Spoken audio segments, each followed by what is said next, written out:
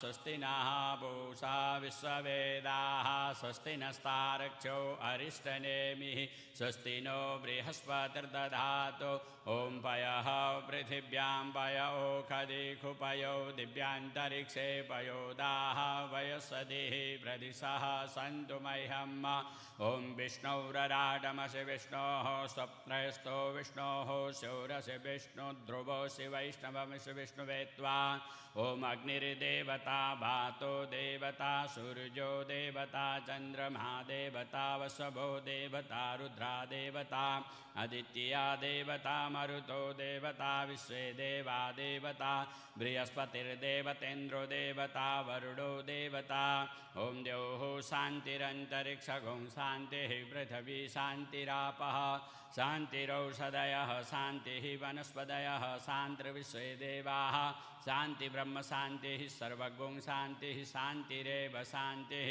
सामा शान्तिरेधि ॐ विश्वानि देव सवितर्दुरितानि पराशुभा यद्भद्रं धन्न आशुभा इमा रुद्राय तपसे कपर्दिने क्षयद्वीराय प्रवरामहे मतिः यथा समसद्विपदे चतुष्पदे विश्वं पुष्टाङ्ग्रामे अस्मिन्ननातुरम् ॐ एतन्ते देव सवितर्यज्ञप्राहुर्बृहस्पतये ब्रह्मणे तेन यज्ञमवतेन यज्ञपतिं तेन मावह ॐ मनुर्ज्योतिर्जुषतामाजस्य बृहस्पतिर्यज्ञमिमं तनोत्वरिष्ठं यज्ञगुं समिमं दधातु विश्वे देवासैहमादयन्तामो प्रतिष्ठा एक वै प्रतिष्ठानां यज्ञो यत्रैतेन यज्ञेन यज्ञन्ते सर्वमेव प्रतिष्ठितां भवति ॐ गणानां त्वा गणपतिगुं हवामहे प्रियाणां त्वा प्रियपतिगुं हवामहे निधीनां त्वा निधिपतिगुं हवामहे वसो मम आहमजानि गर्भधमा त्वमजासि गर्भधम्मा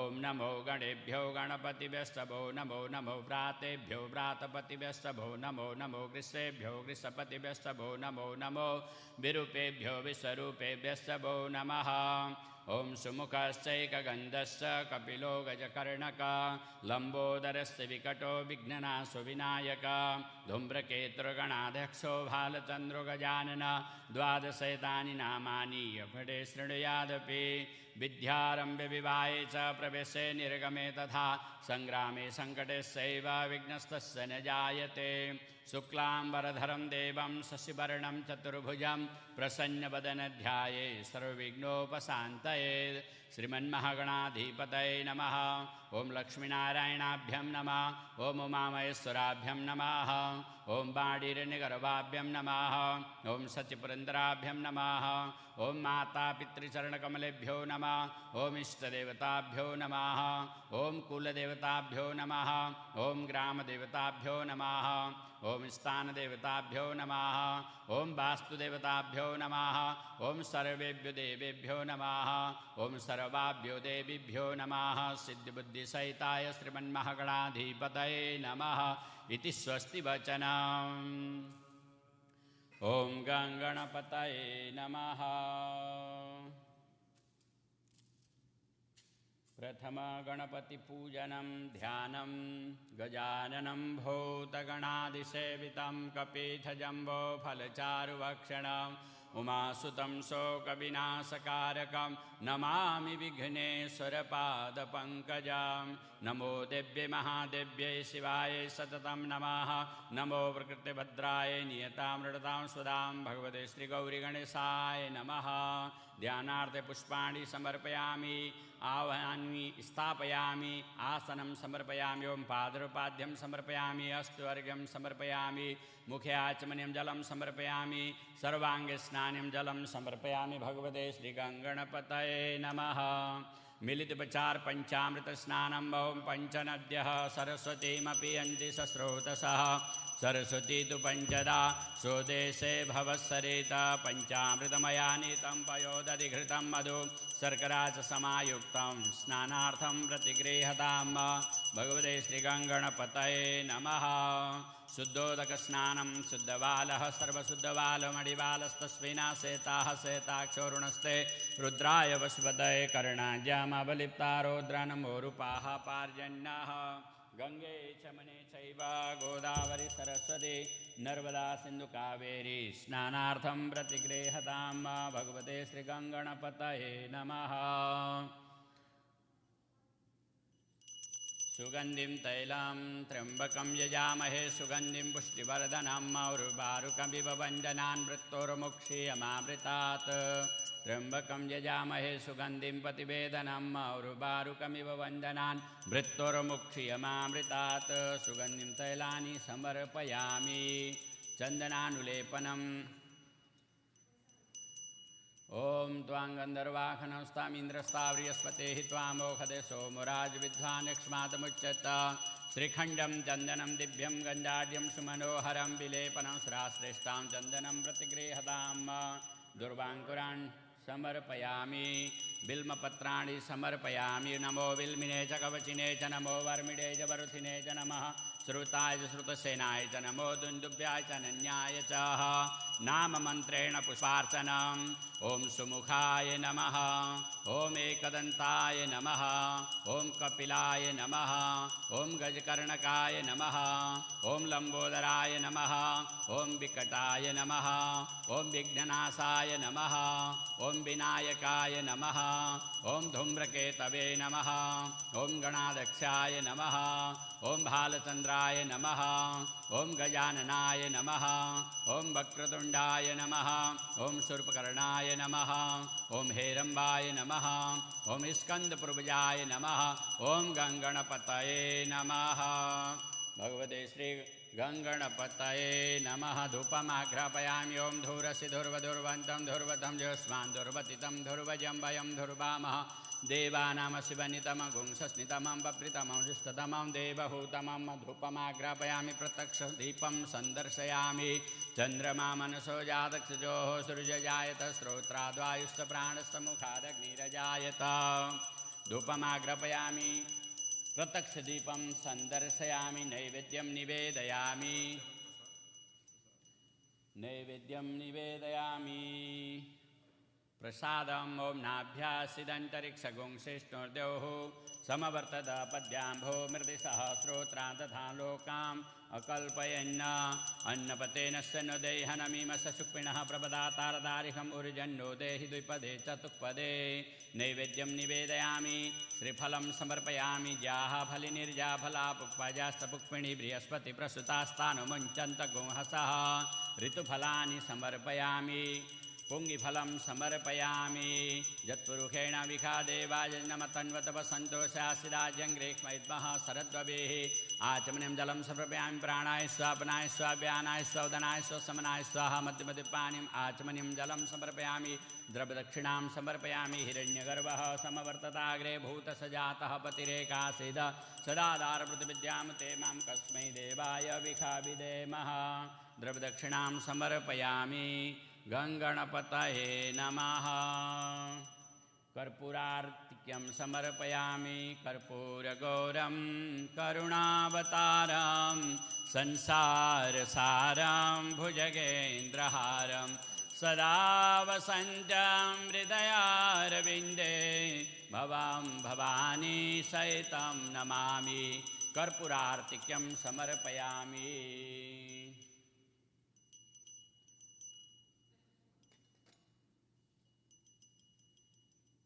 विशेष प्रार्थना।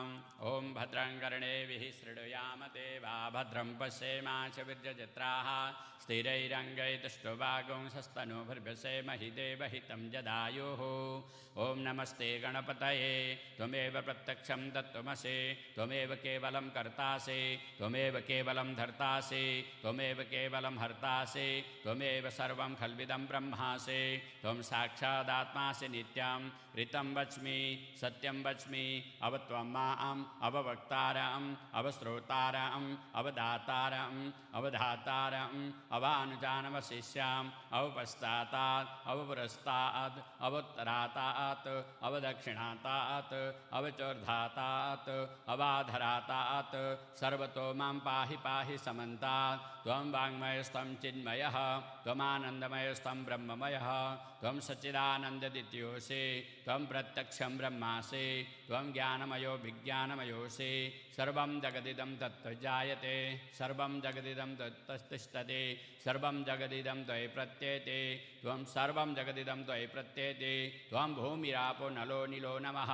त्वं चत्वारि वाक्पदानि त्वं गुणत्रयातीतः त्वमवस्थत्रयातीतः त्वं देहत्रयातीतः त्वं कालत्रयातीतः त्वं मूलाधारस्थितोऽसि नित्यं त्वं शक्तित्रयात्मकः त्वं योगिनो ध्यायन्ति नित्यं त्वं ब्रह्मः त्वं विष्णुं त्वं रुद्रस्तं इन्द्रस्तं अग्निस्तं वायुस्तं सूर्यस्तं चन्द्रमास्तं ब्रह्म भूर्भुवस्वरं गणादीन् पूर्वमुच्चार्य व्रणादिस्तदनन्तरम् अनुस्वरपरतरः अर्धेन्दुलसितं तारेण रुद्धम् एतत्मनुस्वरूपं गकारपूर्वमरूपम् अकारो मध्यमरूपम् अनुस्वारस्सान्त्यरूपं बिन्दुरुत्तररूपं नादसन्धानं सहिता सन्धिः सहसा गणेशविद्या गणकरिषिः निश्रितगायत्री छन्दः गणपतिर्देवता ॐ गं गणपतये नमः एकदन्ताय विद्महे वक्रतुण्डाय धीमहि तन्नो दन्ति प्रचोदयात् एकदन्तं चतुर्हस्तं पाशाङ्कुशमधारिणां रदं च वरदं हस्त्रैः बिभ्राणमुषकध्वजां रक्तं लम्बोदरं शूर्पकर्णकं रक्तवाससां रक्तगन्धानुलिप्ताङ्गं रक्तपुष्पैः सुपूजितां भक्तानुकम्पिनं देवं जगत्कारणमच्युताम् आविर्भूतां च सृष्ट्यादौ प्रकृते पुरुषात् पराम् एवं ध्यायन्ति यो नित्यं स योगी योगिनां वराः नमो व्रातपतये नमो गणपतये नमो प्रथमपतये नमस्तेस्तु लम्बोदराय कदन्ताय विघ्ननाशिने शिवसुताय श्रीवरदमूर्तये नमः विघ्नेश्वराय वरदाय सुरप्रियाय लम्बोदराय सकलाय जगदिताय नागाननाय श्रुतियज्ञविभूषिताय गौरीसुताय गणनाथ नमो नमस्ते भगवते श्रीगणपतये नमः ध्यानं समर्पयामि अनेन पूजनेन श्रीगणपति देवता प्रियंतां नमः बोलिए गणपति भगवान की जय अथ वरुण देवता पूजनम् ओम वरुणस्योतं वनमसि वरुणस्कं सर्जनिस्तो वरुणसरितसदन्यसि वरुणसरितसदनमसि वरुणसरितसदनमासीद ओम बं वरुणाय अपां पतये नमः ओम कलशस्य मुखे विष्णु कंठे रुद्रसमाश्रिता मूले तुष्टस्थितो ब्रह्मा मध्ये मातृगणा स्मृता कुक्षौ तु सागरा सप्त सप्तद्वीपा च मेदिनी अर्जुनी गोमती चैव चंद्रभागा सरस्वती ऋग्वेदोऽथ यजुर्वेद सामवेदोऽथर्वण अंगैश्च सहिता सर्वे कलशं तु समाश्रिता ओम बं वरुणाय नमः ओम पाद्रपाद्यम अस्तु अर्घ्यं मुख्याचमनीयं सर्वांगे स्नानं जलं समर्पयामि पंचामृत स्नानं समर्पयामि चंदनानुलेपनं समर्पयामि अक्षतान् समर्पयामि अक्षण्यमिव दन्त जप प्रिया दुःखदस्तुखद स्वावानव विप्रान्विष्टयामति जोजान्विन्द्रते हरे बं वरुणाय नमः ओम प्रचितसे नमः ओम स्वरूपिणे नमः ओम अपांपतये नमः ओम मकरवाहनाय नमः ओम जलाधिपतये नमः ओम पाशस्ताय नमः ओम अनर्कमणिभूषणाय नमः ओम वरुणाय नमः ओम नानाविधपरिमलपुष्पाणि समर्पयामि बं वरुणाय नमः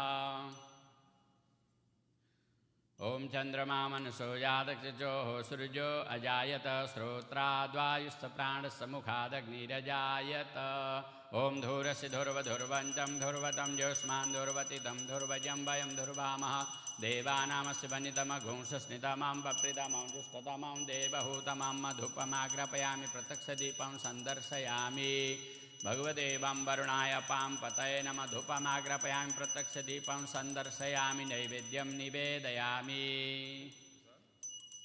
ओम नाभ्या आसीदन्तरिक्षगुंसिष्णुर्द्योः समवर्तत पद्भ्याम्भो मृदिशः श्रोत्रा तथा लोकाम् अकल्पयन् ओम ज्याः फलिनिर्जा फला पुष्पाजास्तपुष्पिणी बृहस्पतिप्रसुतास्तानो मुञ्चन्त गुंहसः भगवते बम्बरुणाय अपाम्पतये नमः। नैवेद्यं निवेदयामि। श्रीफलं समर्पयामि।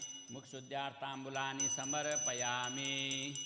ॐ यत्पुरुषेण विखादेवा यज्ञमतन्वता वसन्तो स्यासिदाजङ्ग्रेख्मयद्मः शरद्ववेः। भगवते बम्बरुणाय अपाम्पतये नमः। द्रव्यदक्षिणां समर्पयामि। हिरण्यगर्भः समवर्तताग्रे भूतसजातः पतिरेकासेद सदाधारप्रतिविद्यां ते मां कस्मै देवाय हविखा विदेमः। द्रव्यदक्षिणां समर्पयामि। बम्बरुणाय अपाम्पतये नमः। प्रार्थना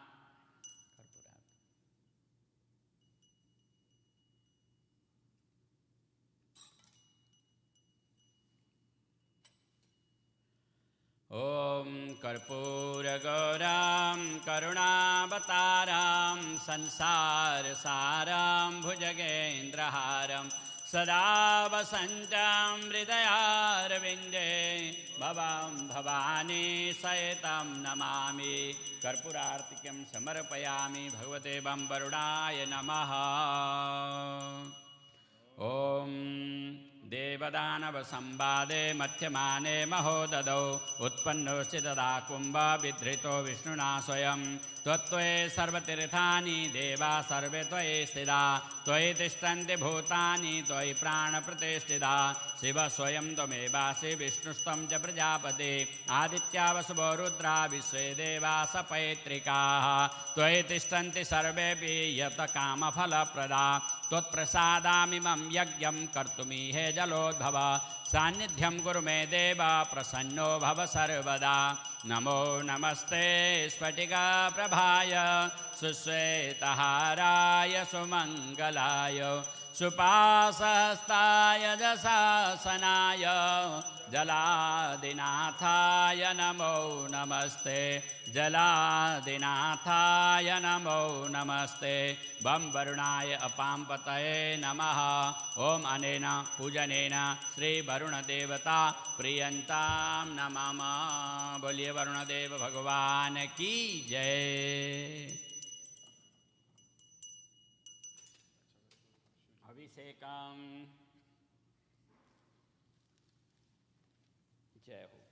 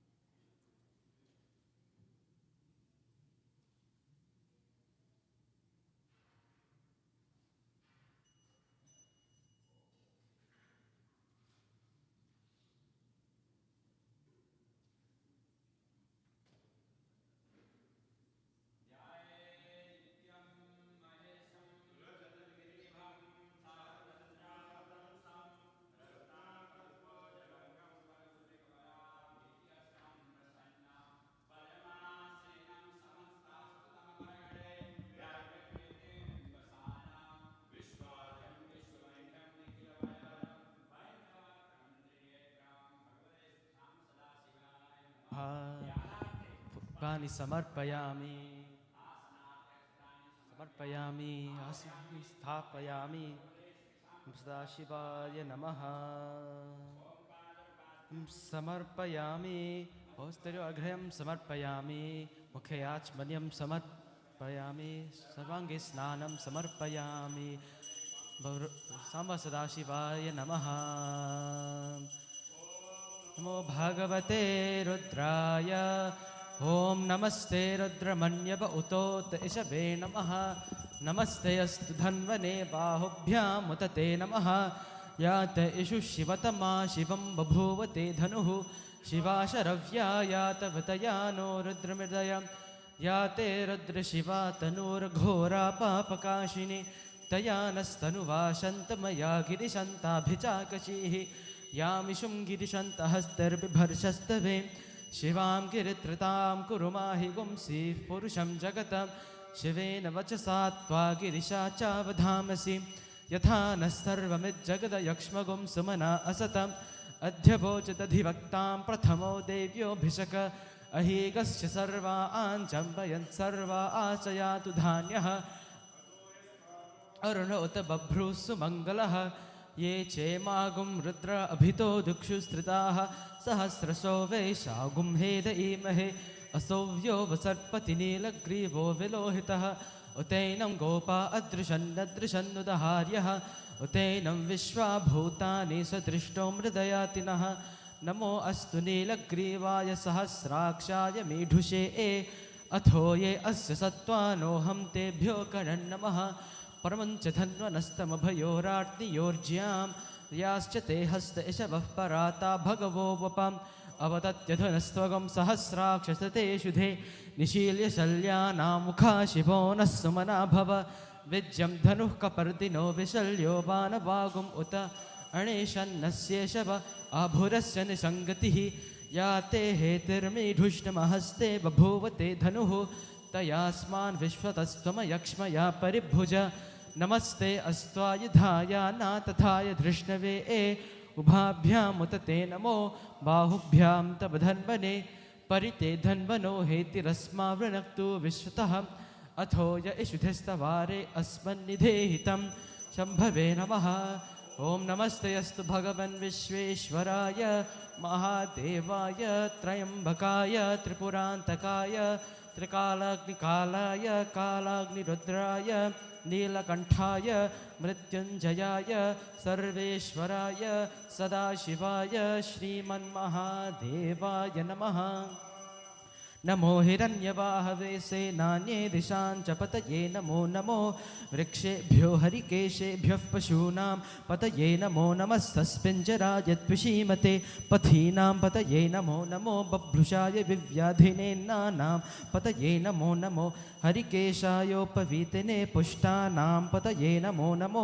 भवस्य हेत्यै जगतां पतये नमो नमो रुद्राय तथा विनेक्षेत्राणां पतये नमो नमः सूताय हन्त्याय वनानां पतये नमो नमो रोहिताय स्थपतये वृक्षाणां पतये नमो नमो मन्त्रिणे वाणिजाय कक्षाणां पतये नमो नमो भुवन्तये वारिवस्कृताय औषधीनां पतये नमो नमः पतीनां पतये नमो नमः कृष्णवीताय धावते सत्त्वनां पतये नमः नमः सहमानाय निव्याधिन आव्याधिनीनां पतये नमो नमः ककुभाय निशङ्गिने स्थेनानां पतये नमो नमः निशङ्गिने चेषु धीमते च नमस् निशङ्गिन इषु धीमते तस्कराणां पतये नमो नमो वञ्चते परिवञ्चते स्थायूनां पतये नमो नमो निचेडवे परिचरायारण्यानां पतये नमो नमस्त्रकाविभ्यो जिघ्घागुंसभ्यो मुष्णतां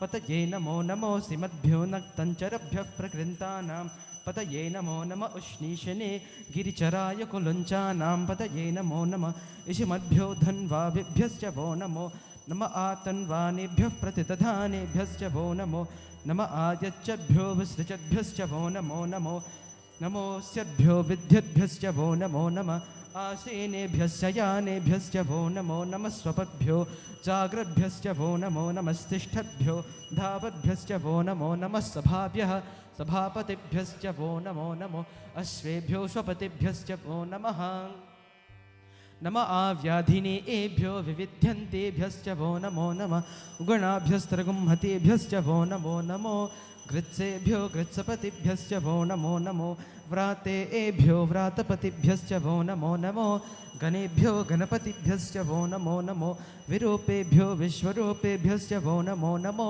महद्भ्यः क्षुल्लकेभ्यश्च वो नमो नमो रथिभ्यो रथेभ्यश्च वो नमो नमो रथेभ्यो रथपतिभ्यश्च वो नमो नमः सेनाभ्यस्सेनानिभ्यश्च वो नमो नमः क्षत्रुभ्यः सङ्ग्रहीतृभ्यश्च वो नमो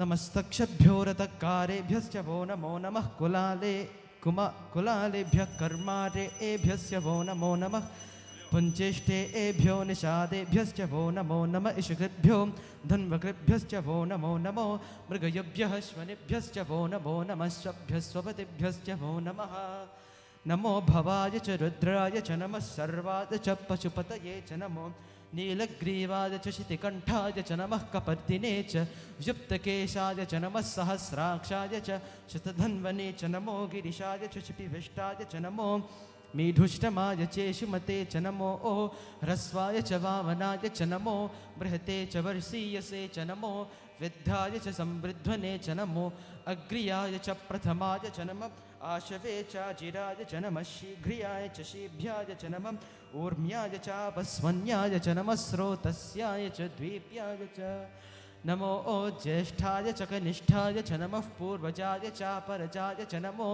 मध्यमाय चापगल्भाय च नमो च घन्याय च बुद्ध्याय च नमः सौभ्याय च प्रतिसर्याय च नमो याम्याय च क्षेम्याय च नमः उर्वव्याय च खर्याय च नमः श्लोक्याय चावसान्याय च नमो वन्याय च कक्ष्याय च नमः स्रवाय च प्रतिस्रवाय च नमः आशुसेनाय चासुरथाय च नमः शूराय चावभिन्दते च नमो वर्मिने च वरूथिने च नमो बिल्बिने च कवचने च नमः श्रुताय च श्रुतसेनाय च नमो दुन्दुभ्याय च हनन्याय च नमो धृष्णवे च प्रपृषाय च नमो धूताय च प्रहिताय च नमो निषङ्गिने च धीमते च नमस्तीक्ष्णेशवे चायुधिने च नमः स्वायुधाय च सुधन्वने च नमः श्रुत्याय च पथ्याय च नमः कार्त्याय च नीप्याय च नमः सूद्याय च सरस्याय च नमो नाद्याय च वैशन्ताय च नमः कूप्याय च भट्याय च नमो वर्ष्याय च वर्ष्याय च नमो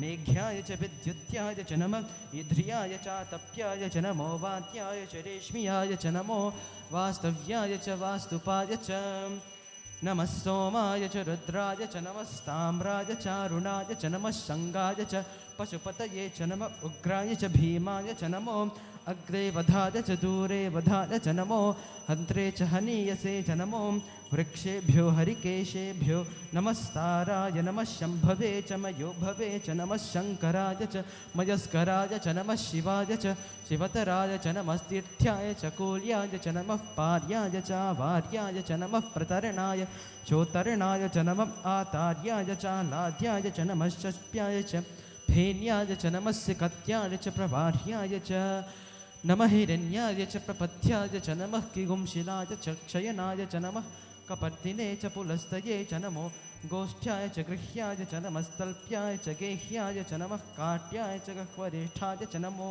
ओ हृदयाय च निवेश्याय च नमः पागुंसव्याय च रजस्याय च नमः शुष्क्याय च हरित्याय च नमो लोप्याय चोलप्याय च नमः ऊर्व्याय च सूर्म्याय च नमः पर्ण्याय च पर्णशद्याय च नमोपगुरमानाय च अभिघ्नते च नमः आखिदते च प्रखिदते च नमो किरिकेभ्यो देवानागुं हृदयेभ्यो नमो वक्षीनकेभ्यो नमो विचिन्वत्केभ्यो नम आनिर्हतेभ्यो नम आमीवत्केभ्यः द्रापे अन्धसस्पते दरिद्रन्नीललोहितम् येषां पुरुषाणामेषां पशूनां मा भेद्मा रोमो येषां किञ्चनाममत् या ते रुद्रशिवा तनु शिवा विश्वाः भेषजी शिवा रुद्रस्य भेषजी तया नो मृतजीवसे इमागुं रुद्राय तपसे कपर्दिने क्षयद्वीराय प्रभरामहे मथिं यथा नः समसद्विपदे चतुष्पदे विश्वं पुष्टं ग्रामे अस्मिन्ननातुरं मृदानो रुद्रोतनो मयस्कृभीक्षयद्वीराय नमसा विधेमते यच्छञ्च योषमरुरायजे पिता ततस्यामत्तव रुद्रप्रणीतो मानो महान्तमुतमानो अर्भकं मान उक्षन्तमुतमान उक्षितं मानो बधीः पितरं मोत मातरं प्रियामानस्तनुवो रुद्रजीरिषः मानस्तोके तनये मान आयुषि मानो गोषो मानो अश्वेश्वरीरिषः वीरान्मानो रुद्रभामितो बधीर्हमिष्मन्तो नमसा विधेमते आरात्ते गोघ्न उत पूरुषग्निक्षयद्वीराय सुम्नमस्मे ते अस्तु रक्षा च नो अधि च देव ब्रूह्यता च नः शर्म यच्युतिबर्हा आह तु हि श्रुतं गर्तसदं युवानं मृगन्न भीमपहत्नुमुग्रं मृदा च रुद्रे रुद्रस्तवानो अन्यन्ते अस्मिन्निव पन्तु सेना आह परिणो रुद्रस्य हेतिर्विनक्तु परित्वेषस्य दुर्मतिरघायोः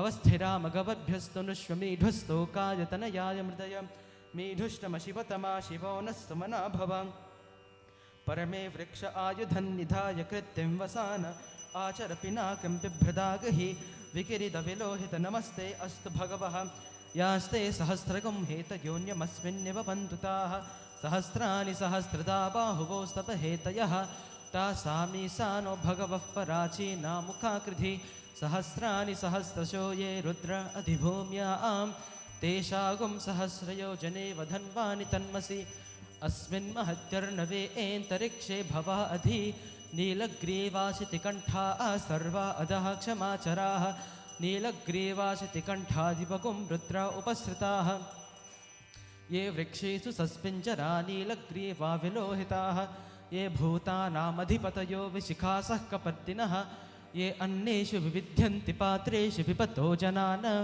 ये पथां पथिरक्षय ऐलभृदायुव्युधः ये तीर्थानि प्रचरन्ति श्रिकावन्तो निषङ्गिनः येतावन्तश्च भूयागंसश्च दिशो रुद्रावितस्थिरे तेषागुं सहस्रयोजने वधन्वानि तन्मसि नमो रुद्रेभ्यो ये पृथिव्यां ये एन्तरिक्षे ये दिवि येषामन्नं वातो वर्षमिषवस्तेभ्यो दश प्राचीर्दश दक्षिणादश प्रतीचीर्दशोदीचीर्दशोध्वास्तेभ्यो नमस्ते नो मृदयन्तु ते यं द्विष्मो यश्च नोद्विषितं वोचं भेदधामि त्र्यम्बकं यजामहे सुगन्धिं पुष्टिवर्धनम् उर्वारुकमिव बन्धनात् मृत्योर्मुक्षीयमामृतात् यो रुद्रो अग्नो यो अप्सु य ओषधीषु यो रुद्रो विश्वा भुवना बिभेष तस्मै रुद्राय नमो अस्तु तमुष्टिः यस्विषुषु धन्वा यो विश्वस्य क्षयते भेषजस्य यक्ष्वा आमहे सो ॐ मनसायं रुद्रं नमो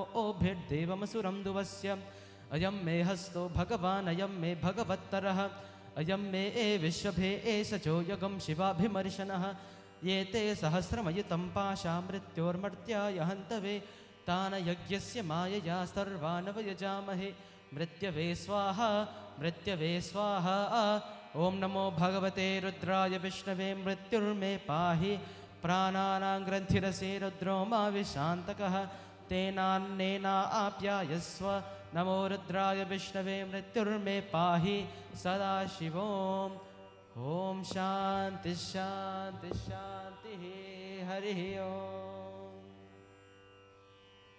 नागेन्द्र भगवान की जय।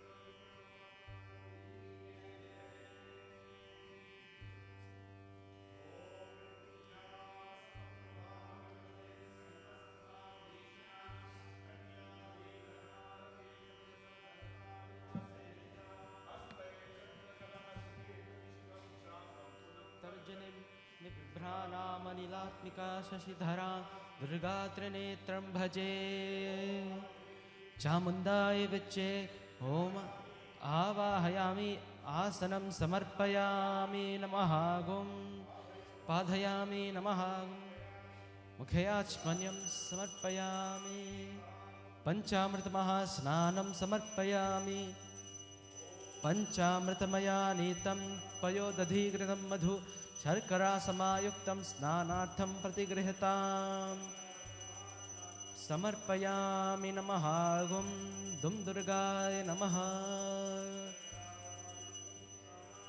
प्रतिगृह्यताम् स्नानं समर्पयामि नमः गुं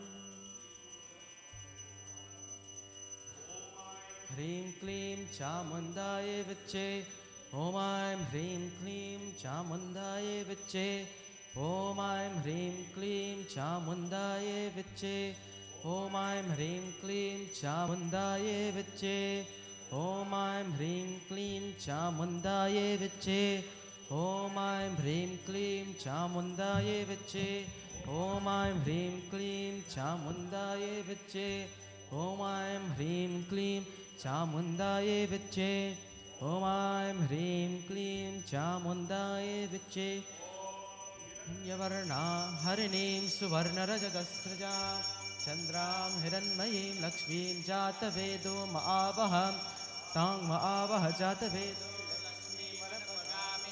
यस्यां हिरण्यविन्देयं गामस्सं पुरुषानहम् अश्वपूर्वां रथमद्यां हस्तिनादप्रबोधिनीं श्रियं देवीमुपहे श्रीमादेवी दुष्टां कांसोस्मितां हिरण्यप्राकारमार्दं ज्वलन्तीं तृप्तां तर्पयन्तीं पद्मे स्थितां पद्मवर्णां तामिहो भवये श्रियां चन्द्रां प्रभासां सा ज्वलन्तीं श्रियं लोके देवी दुष्टामुदारां तां पद्मिनीमिं शरणमहं प्रपद्ये लक्ष्मीर्मे नश्यन्तां तं वृणे आदित्यवर्णे तपसोऽधिजातो वनस्पतिस्तवृक्षदविल्लभ तस्य फलानि तपसानुदन्तो मायन्तरायाश्च बाह्यलक्ष्मी उपैतु मां देवसखाकृतिश्च मणिना सह प्रादुर्भूतोऽस्मि राष्ट्रेऽस्मिन् कीर्तिमेर्तिं ददातु मे क्षुप्तिपाशमलां ज्येष्ठां लक्ष्मीनाशनाम्यहम् अभूति समृद्धिं च सर्वां निर्गुणमे गृहात् गन्धद्वारां दुर्दासां नित्यपुष्टां करेशिणीं ईश्वरीं सर्वभूतानां तामिहो भवये श्रियां मनसा काममाकुतिं सत्यमसे महे पशूनां नृपमन्यस्य मयि श्रीश्रयतां यसा कर्दमेन प्रजाभूता मयि सम्भव कर्दमां श्रियम्बासै मे कुले मातरं पदमानिलेम् आपस्त्रिजन्तु निस्दानि चक्लिदवसमे गृहे नीचदेवी मातरं श्रियम्बासै मे कुले आर्दां पुष्करिणीं पुष्टिं पिङ्गलां पद्मालिनीं चन्द्रां हिरण्मयीं लक्ष्मीं जातवेदो माव आर्दाय करणीयष्टिं सुवर्णां हेममालिनीं सूर्यां हिरण्मयीं लक्ष्मीं जातवेदो माव तामावह जातवेदो लक्ष्मीमनपगामिनीं यस्यां हिरण्यं प्रभुतं गावदस्वसान्विन्देयं पुरुषानहं यशोचिप्रयतो भूत्वा जुहुदाज्यमन्वहं श्रियं पञ्चदशरथं च श्रीकामं सततं जवे पद्मानने पद्मौरो पद्माक्षि पद्मसम्भवे तन्मे भजसि पद्माक्षि येन सौख्यं लभाम्यहम् अश्वदायि गोदायि धनदायि महाधने धनमेजुस्तां देवीं सर्वकामस्य देहि मे पुत्रपौत्रधनं धान्यं हस्तस्वदिगवीरथां प्रजानां भवति माता युष्मन्तं करोतु मां धनमग्निर्धनं वायु धनसूर्यो धनं वसो धनमिन्द्रो बृहस्पतिर्वरुणा धनमस्विनौ वैनतेय समं पेव समं पिबन्तु वृत्रः सोमं धनस्य सोमिनो मह्यं ददातु सोमिनो न क्रोधो न तमाश्चर्यं न लोभो नाशुभामति भवन्ति कृतपुण्यानां भक्तानां श्रीसूक्तं जपे सरसीजनिलये सरोजहस्ते धवलतरां सुखगन्धर्वमाल्यशोभे भगवति हरिवल्लभे मनोज्ञे त्रिभुवनभूतिकरि प्रसिद्धमह्यं विष्णुपत्नीं क्षमां देवीं माधवीं माधवं प्रियां विष्णुप्रियसखी देवीं नमाजदव वल्लभां महालक्ष्मी च विद्महे विष्णुपत्न्यै च धीमहि तन्नो लक्ष्मी प्रचोदयात् पद्मानने पद्ममिनी पद्मपत्रे पद्मप्रिये पद्मदलायताक्षे विश्वप्रिय विश्वमनोनुकूले त्वत्पादपद्मयि सन्निधास्ताम् आनन्दकर्दमाश्रिता चिक्लिता इव विस्तृता ऋषय श्रियपुत्रा स श्रीदेवी देवता श्रिया श्रीवत्समायुष्यमारोग्यमाविधा चौमानं मह्यते धनं धान्यं पशुं बहुशान्तिलाभं बहुभक्तिलाभं सदसंवत्सरं दीर्घमायुः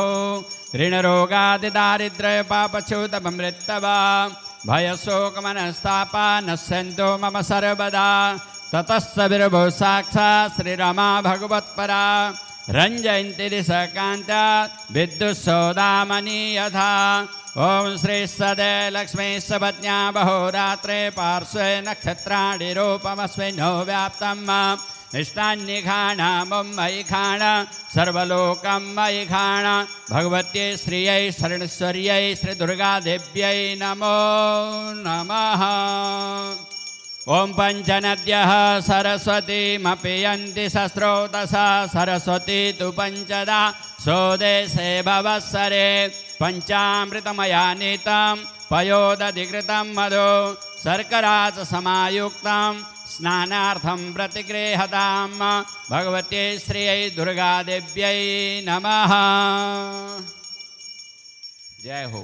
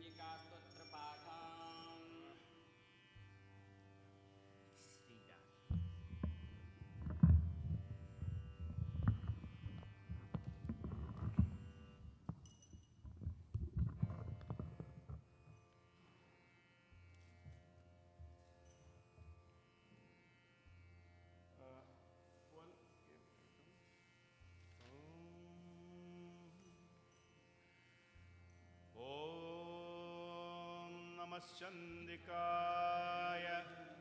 Om Namaschandikaya. Om Namaschandikaya. So what we'll do today is do 9 chantings of the Durga Suktam and also the Kunjika Stotram. These are very powerful chantings of the Devi. We do 9 today, and we thought it'd be nice to have 9 people just sit here for a few minutes. And after that, when we finish one chanting, you'll go place a flower in front of the Devi, and you can bow and come back and sit down. The next person will come and sit down here. It's just, all of you are in the temple in any case, but it's just a bit of a presence in front of the Devi. You don't have to offer anything, you just offer your flower there. When we offer prasad and so, you can do it at that point in time. Om Chota sa sankalp. Om Mamo Vakte Samasta Dur Takchay Dwara Shri Durga Dibye Namaha. Asya Sri Parameshwara Parameshwari Prityartham.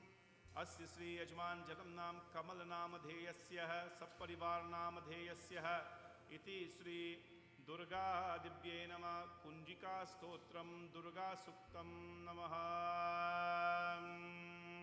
Kunjika Stotram, nice and slow everybody.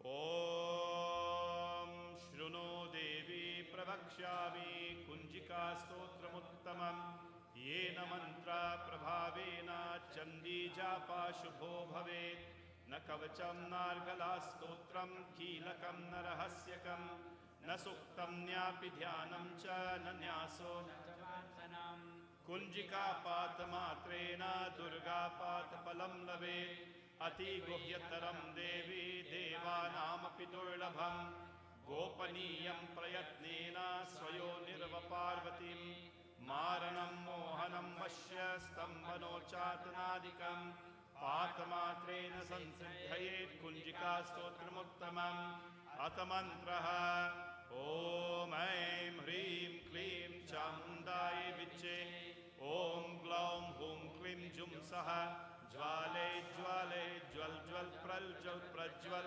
ऐं ह्रीं क्लीं चामुण्डायै विच्चे ज्वल हम सम लं शं फट् स्वाहा इति मन्त्रः नमस्ते रुद्ररूपिण्ये नमस्ते मधुमर्दने नमाकैतमहारिण्ये नमस्ते महिषार्दिने नमस्ते शुम्भहन्त्रे च निशुम्भासुरघातिने जागृतं हि महादेवी जपं सिद्ध्यं कुरुष्व मे ह्रीङ्कारी सृष्टरूपायै ह्रीङ्कारी प्रतिपालिका ह्रीङ्कारी कामरूपिण्ये बीजरूपे नमोऽस्तुते चामुण्डा चण्डघाती च ह्रीङ्कारी वरदायिनी विच्चे चाभया नित्यं नमस्ते मन्त्ररूपिणी ह्रां ह्रीं धुं धुर्जटे पत्नीं मां वीं भूं वागधीश्वरी प्रां ह्रीं क्लूं कालिका देवी सां श्रीं श्रूं मे शुभं कुरु हुं हुं हुंकाररूपिण्ये जं जं जं जं वनादिने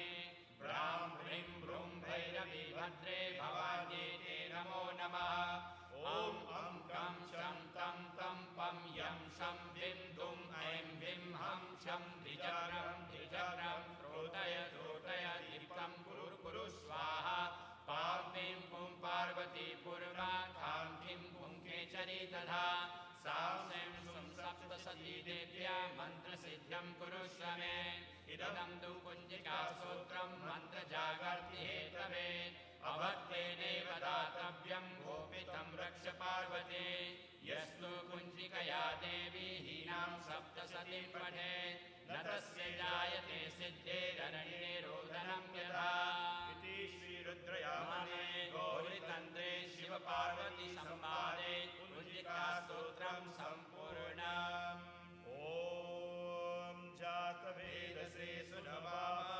सोममराति यतो निदहाति वेदः स नः पर्षदति दुर्गानि विश्वा नावेव सिन्धुं दुरिताति अग्निः तामग्निवर्णां तपसा ज्वलन्तीं वैरोचन्यं कर्मफलेषु जुष्टाः दुर्गां देवीं शरणमहं प्रपद्ये सुदर्शि दर्शि नमः अग्नि त्वां पारयानव्यो अस्मान् स्वस्तिभिरति दुर्गानि विश्वाः पूष्य पृथिवी बहुलान उर्वी भवातोकायतनयाय संज्ञोः विश्वानि नो दुर्गः जातवेदः सिन्धुं न नावा दुरिताति परिषिः अग्ने अत्रिवन्मनसा वृणानो अस्माकं भोरवता तनूनां प्रदनाजतहुं सहमानमुग्रमग्निवं भुवेम परमां सधस्तात् सन्नः परिषदति दुर्गानि विश्व क्षामद्देवो अतिदुरिताति अग्निः प्रत्नोषि कमिध्यो अध्वरेषु सनाच होता नव्यस्य सस्सि स्वाञ्चाग्निकरूपं विप्रय स्वास्मभ्यं च सो भगवाय जस्व गोभिर्जुष्टमेधो निषित्कन्तवेन्द्र विष्णु अनुसञ्चरेम नाकस्य पृष्ठमभि संवसानो वैष्णवी लोकह्यमादयन्ता ॐ कात्यायनाय विद्महे कन्याकुमारी धीमहि तन्नो प्रचोदयात्। बोले श्री जगदम्बिका दुर्गा माता की जय। ॐ ऐं ह्रीं क्लीं चामुण्डाय विच्चे ॐ ऐं ह्रीं क्लीं चामुण्डाय विच्चे ॐ ऐं ह्रीं क्लीं चामुण्डाय विच्चे ॐ ऐं ह्रीं क्लीं चामुण्डाय विच्चे। ॐ नमो वाक्ते समस्त दूर तच्चे द्वारा श्री परमेश्वरा परमेश्वरी प्रीत्यार्थं दुर्गा दिव्ये नमः। अस्य श्री यजमानजलं नामधेयस्य सिलोट्टि नामधेयस्य सपरिवार नामधेयस्य कुञ्जिका स्तोत्रं दुर्गा सूक्तं चतुभ्यं नमः। ॐ शृणु देवी प्रवक्ष्यामि कुञ्जिका स्तोत्रमुत्तमं येन मन्त्रप्रभावेन चन्द्री जापा शुभो भवेत्। न कवचं नार्गला स्तोत्रं कीलकं न रहस्यकं न सूक्तं ज्ञापि ध्यानं च न न्यासो न च वर्चनं कुञ्जिका पादमात्रेण दुर्गा पादफलं लभेत्। अधिगुह्यतरं देवी देवानामपि दुर्लभं गोपनीयं प्रयत्नेन स्वयो निर्वपारति मारणं मोहनं वश्य सम्मनोचातनादिकं पादमात्रेण संसिद्धये कुञ्जिका स्तोत्रमुत्तमम् अथ मन्त्रः ॐ ऐं ह्रीं क्लीं चामुण्डाय विच्चे ॐ ग्लं हुं क्लीं जुंसः ज्वाले ज्वाले ज्वल ज्वल प्रज्वल प्रज्वल ऐं ह्रीं क्लीं चामुण्डाय विच्चे ज्वलं शं फट् स्वाहा इति मन्त्रः। नमस्ते रुद्ररूपिण्ये नमस्ते मधुमर्दिने नमः कैटवहारिण्ये नमस्ते महिषादिने नमस्ते शुम्भहन्त्रे च निशुम्भासुरघातिने जागृतं हि महादेवी जपं सिद्धं कुरुष्व मे। ह्रीङ्कारी सृष्टिरूपाय ह्रीङ्कारी प्रतिपालिका ह्रीङ्कारी कामरूपिण्ये बीजरूपे नमोऽस्तुते। चामुण्डा चन्द्रघाती च ह्रीङ्कारी वरदायिनी भिक्षे च वरदा नित्यं नमस्ते मन्त्ररूपिणे। धाम धिं धुं धुडुजये पत्नीं भां बिं भुं वागीश्वरे क्रां क्रीं क्रूं कालिका देवी श्रां श्रीं श्रीं शुभं कुरु। ॐ हुं हुंकाररूपिण्ये जं जं जं जं वनादिने प्रां ह्रीं भ्रूं भैरवी भद्रे भवान्ये ते नमो नमः। ॐ अं कं शं तं तं पं यं शं बिं भ्रूं ऐं बिं हं शं द्विजागरं द्विजागरं त्रोटय त्रोटय दीप्तं कुरु कुरु स्वाहा। पादें हुं पार्वती पूर्णा कां कैं हुं खेचरे दधा सां सिं सुं सप्तशती देव्या मन्त्रसिद्ध्यं कुरुष्व मे। इदं तु कुञ्जिका स्तोत्रं मन्त्रजागर्ति हेतवे अभक्तेनैव दातव्यं गोपितं रक्ष पार्वते। यस्तु कुञ्जिकया देवी हीनां सप्तशती पदे ततस्ये जायते सिद्धेरन्ये रोदनं यथा इति श्रीरुद्रयामले गौरीतन्त्रे शिवपार्वती संवादे कुञ्जिका स्तोत्रं सम्पूर्णम्। ॐ जातवेदसे सुनवामा सोममराति यतो निदहाति वेदः सन्नः परिषदति दुर्गानि विश्वाज्ञावेव सिन्धुन्नाति अग्निः तामग्निवर्णां तपसा ज्वलन्तीं वैरोचनीं कर्म फलेषु जुष्टां दुर्गां देवी त्वं शरणमहं प्रपद्ये सुदर्शि तरसे नमः। अग्ने त्वं पालयानन्यो अस्मान् स्वस्तिभिरिति दुर्गानि विश्वाः उष्णपृथिवी बहुलानुभूरि भवातोकायतनयाय संज्ञोः विश्वानि नो दुर्गः जातवेदः सिन्धुन्ननामादुरिताति परिषे अग्ने अत्र वन्मनसा गृह्णानो अस्माकं भौरवता तनूनाः कृतनाजतवं सहमानमुग्रमग्निवं भुवेम परमां सधस्तात् सन्नः परिषदति दुर्गानि विश्व क्षामद्देवो अतिदुरिताति अग्निः प्रत्नोषि रमेभ्यो अध्वरेषु सनाच होता नव्यस्य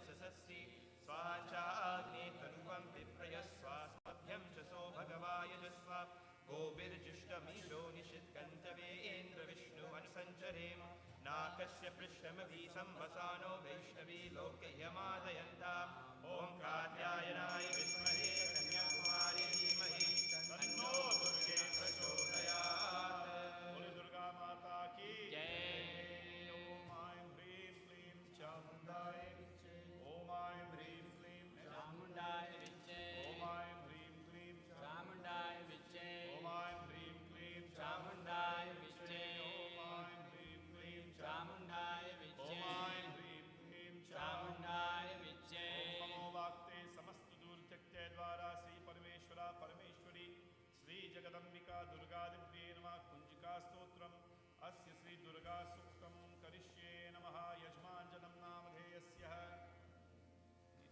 सपरिवार नामधेयस्य इति श्री कुञ्जिका स्तोत्रं महा ॐ शृणो देवी प्रवक्ष्यामि कुञ्जिका स्तोत्रमुत्तमम् येन मन्त्रप्रभावेन चण्डी जाप शुभो भवेत् न कवचं न कलास्तोत्रं कीलकं न रहस्यकं न सूक्तं नापि ध्यानं च न न्यासो न च वर्चनं कुञ्जिका पाठमात्रेण दुर्गा पाठफलं लभेत् अतिगुह्यतरं देवी देवानामपि दुर्लभं गोपनीयं प्रयत्नेन स्वायुर्विर्वपारति मारणं मोहनं वश्यस्तम्भनोच्चाटनादिका पाठमात्रेण संसिद्धयेत् कुञ्जिका स्तोत्रमुत्तमम् अथ मन्त्रः ॐ ऐं ह्रीं क्लीं चामुण्डाय विच्चे ॐ ग्लौं हुं क्लीं जुं सः ज्वाले ज्वाले ज्वल ज्वल ज्वल ज्वल ऐं ह्रीं क्लीं चामुण्डाय विच्चे ज्वल हं सं नं शं फट् स्वाहा इति मन्त्रः नमस्ते रुद्ररूपिण्ये नमस्ते मनुमर्दिने नमः केतवहारिण्ये नमस्ते महिषाधिने नमस्ते शुम्भहन्त्रे च निशुम्भासुरघातिने जागृतं हि महादेवी जपं सिद्ध्यं कुरुष्व मे ऐङ्कारी सिद्धरूपाय ह्रीङ्कारी प्रतिपालिका क्लीङ्कारी कामरूपिण्ये बीजरूपे नमोऽस्तुते चामुण्डा चण्डघाती च ऐङ्कारी वरदायिनी वृक्षे च वैदानित्यं नमस्ते मन्त्ररूपिणे तां ह्रीं धुं दुर्जटे पत्नीं वां ह्रीं भुं वागिनीश्वरी क्रां क्लीं कुरुङ्कालिका देवी शां शिं शुं मे शुभं कुरु हुं हुंकाररूपिण्ये झं झं झं झं फलादिने ह्रां ह्रीं ह्रूं भैरवी भद्रे भवान्येते नमो नमः ॐ हं कं चं तं तं पं यं शं विं दुं ऐं विं हं शं त्रिजागरं त्रोटय दीप्तं कुरु कुरु स्वाहा पां क्लीं कुं पार्वती पूर्णा खां क्लीं कुं खेचरी तथा सां सिं सुं सप्तशती देव्या मन्त्रसिद्ध्यं करुष्व मे इदं तु कुञ्जिका स्तोत्रं मन्त्रजागर्ति हेतवे अवक्तेनेव दातव्यं गोपितं रक्ष पार्वती यस्तु कुञ्जिकया देवी हीनां सप्तशतीं पठेत् न तस्य जायते सिद्धेरण्ये रोदनं यतः इति श्रीरुद्रयामले गौरीतन्त्रे शिवपार्वती संवादे कुञ्जिका स्तोत्रं सम्पूर्णम् ॐ दुर्गा सूक्तम् ॐ जातवेदसे सुरवाम सोममराति यतो निदहाति वेदः सन्नः पर्षदति दुर्गानि विश्वा नावेव सिन्धुं दुरिताति अग्निः तामग्निवर्णां तपसा ज्वलन्तीं वैरोचनीं कर्मफलेषु जुष्टाः दुर्गां देवी त्वं शरणमहं प्रपद्ये सुतरसी नमः अग्ने त्वं पारयानव्यो अस्मान् स्वस्तिभिरिति दुर्गानि विश्वाः पुष्यपृथिवी बहुलान उर्वी भवातोकायतनया यजम्योः विश्वानि नो दुर्गः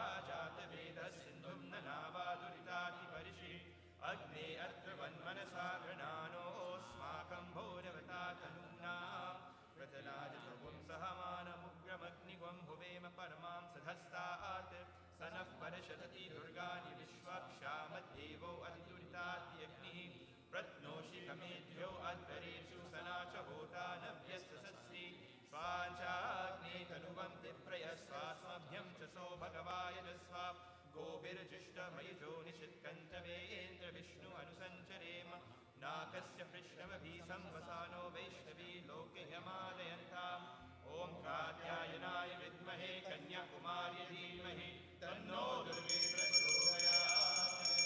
दुर्गा माता की जय, जगदम्बिका माता की जय। ॐ ऐं ह्रीं क्लीं चामुण्डाय विच्चे नेक्स्ट पर्सन प्लीज ॐ ऐं ह्रीं क्लीं चामुण्डाय विच्चे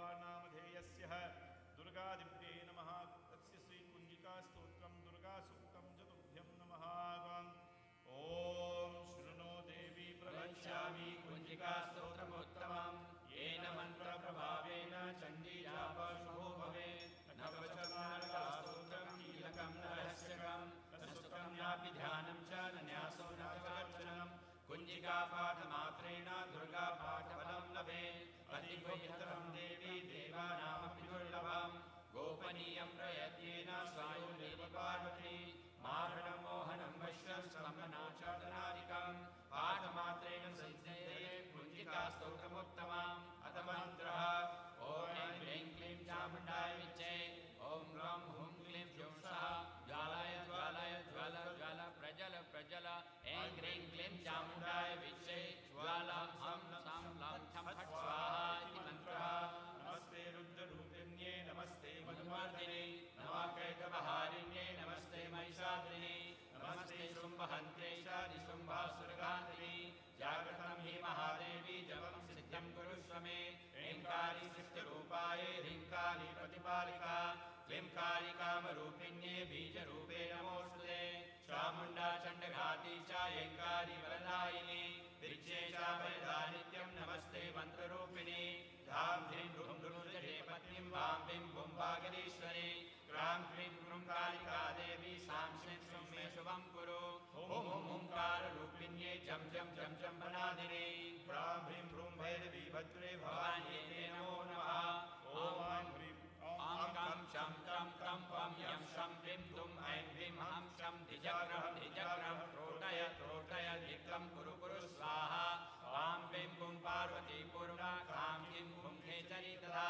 सां श्रीं शुं सप्तसती देव्या मन्त्रसिद्ध्यं कुरुष्व मे इदं तु कुञ्जिकास्तोत्रं मन्त्रजागर्ति हेतवे अवक्तेनैव दातव्यं गोपितं रक्ष पार्वती यस्तु कुञ्जिकया देवी हीनं सप्तसती पठेत् तदस्य जायते सिद्धेरन्येरोधनं यथा इति श्रीरुद्रयामले गौरीतन्त्रे शिवपार्वती संवादे कुञ्जिकास्तोत्रं सम्पूर्णम् ॐ जातवेदसे सुनवामा सोमवराति यतो निदहाति वेदः स नः परशतति दुर्गाणि विश्वाज्ञावेव सिन्धुं दुरिताति अग्निः तामग्निवर्णां तपसा ज्वलन्तीं वैरोचनीं कर्मफलेषु दुष्टां दुर्गां देवीं शरणमहं प्रपद्ये सुतरसि तरसे नमः अग्ने त्वं पारयानभ्यो अस्मान् स्वस्तिभिर्ति दुर्गाणि विश्वाः उष्य पृथिवी बहुलानुपूर्वी भवातोकायतनयाय संयोः विश्वानि नो दुर्गः जातवेदः सिन्धुं ननावारुदिताभिः परिषि अग्ने अत्र वन्मनसा गृणानोऽस्माकं भोर्भता तनूनां वृतनाजितवं सहमानमुग्रमग्निवं भुवेम परमां सदस्तात् स नः परिषदति दुर्गाणि विश्व श्यामद्देवो अतिदुरिताति अग्निः प्रत्नोषि कमेभ्यो अध्वरेषु सनाच होता नव्यससस्ति स्वाञ्चा आग्ने तनूपं विप्रयस्वास्मभ्यं च सो भगवायजस्व गोभिर्जुष्टमयुजो निषिद्धन्तवे इन्द्रविष्णु अनुसञ्चरेम नाकस्य पृष्णवभि संवसानो वैष्णवी लोकयमादयन्ताम् ॐ कात्यायनाय विद्महे कन्याकुमारी धीमहि तन्नो दुर्गे प्रचोदयात् बोले दुर्गा माता की जय ॐ ऐं ह्रीं क्लीं चामुण्डाय विच्चे ॐ ऐं ह्रीं ह्रीं क्लीं चामुण्डाय विच्चे ॐ ऐं ह्रीं क्लीं चामुण्डाय विच्चे ममो वाक्ते समस्तदूरतक्षय द्वारा श्री परमेश्वरी प्रीत्यार्थं दुर्गादिव्ये नमः यजमाञ्जनं नामधेयस्य राजवन्ती नामधेयस्य सपरिवारनामधेयस्य इति कुञ्जिकास्तोत्रं दुर्गासूक्तं च तुभ्यं नमः ॐ शृणो देवी प्रवक्ष्यामि कुञ्जिकास्तोत्रमुत्तमं येन मन्त्रप्रभावेन चण्डी जापशुभो भवेत् न कवचमार्गस्तोत्रं कीलकं न रहस्यकं न सुक्तं नापि ध्यानं च न न्यासो न चार्चनं कुञ्जिकापाठमात्रेण दुर्गापाठफलं लभेत् अतिगुह्यतरं देवी देवानामपि दुर्लभं गोपनीयं प्रयत्नेन स्वायोनिर्व पार्वती मारणं मोहनं वश्यं स्तम्भनोच्चाटनादिकं पाठमात्रेण सिद्ध्यये कुञ्जिकास्तोत्रमुत्तमम् अथ मन्त्रः ॐ ऐं ह्रीं क्लीं चामुण्डाय विच्चे ॐ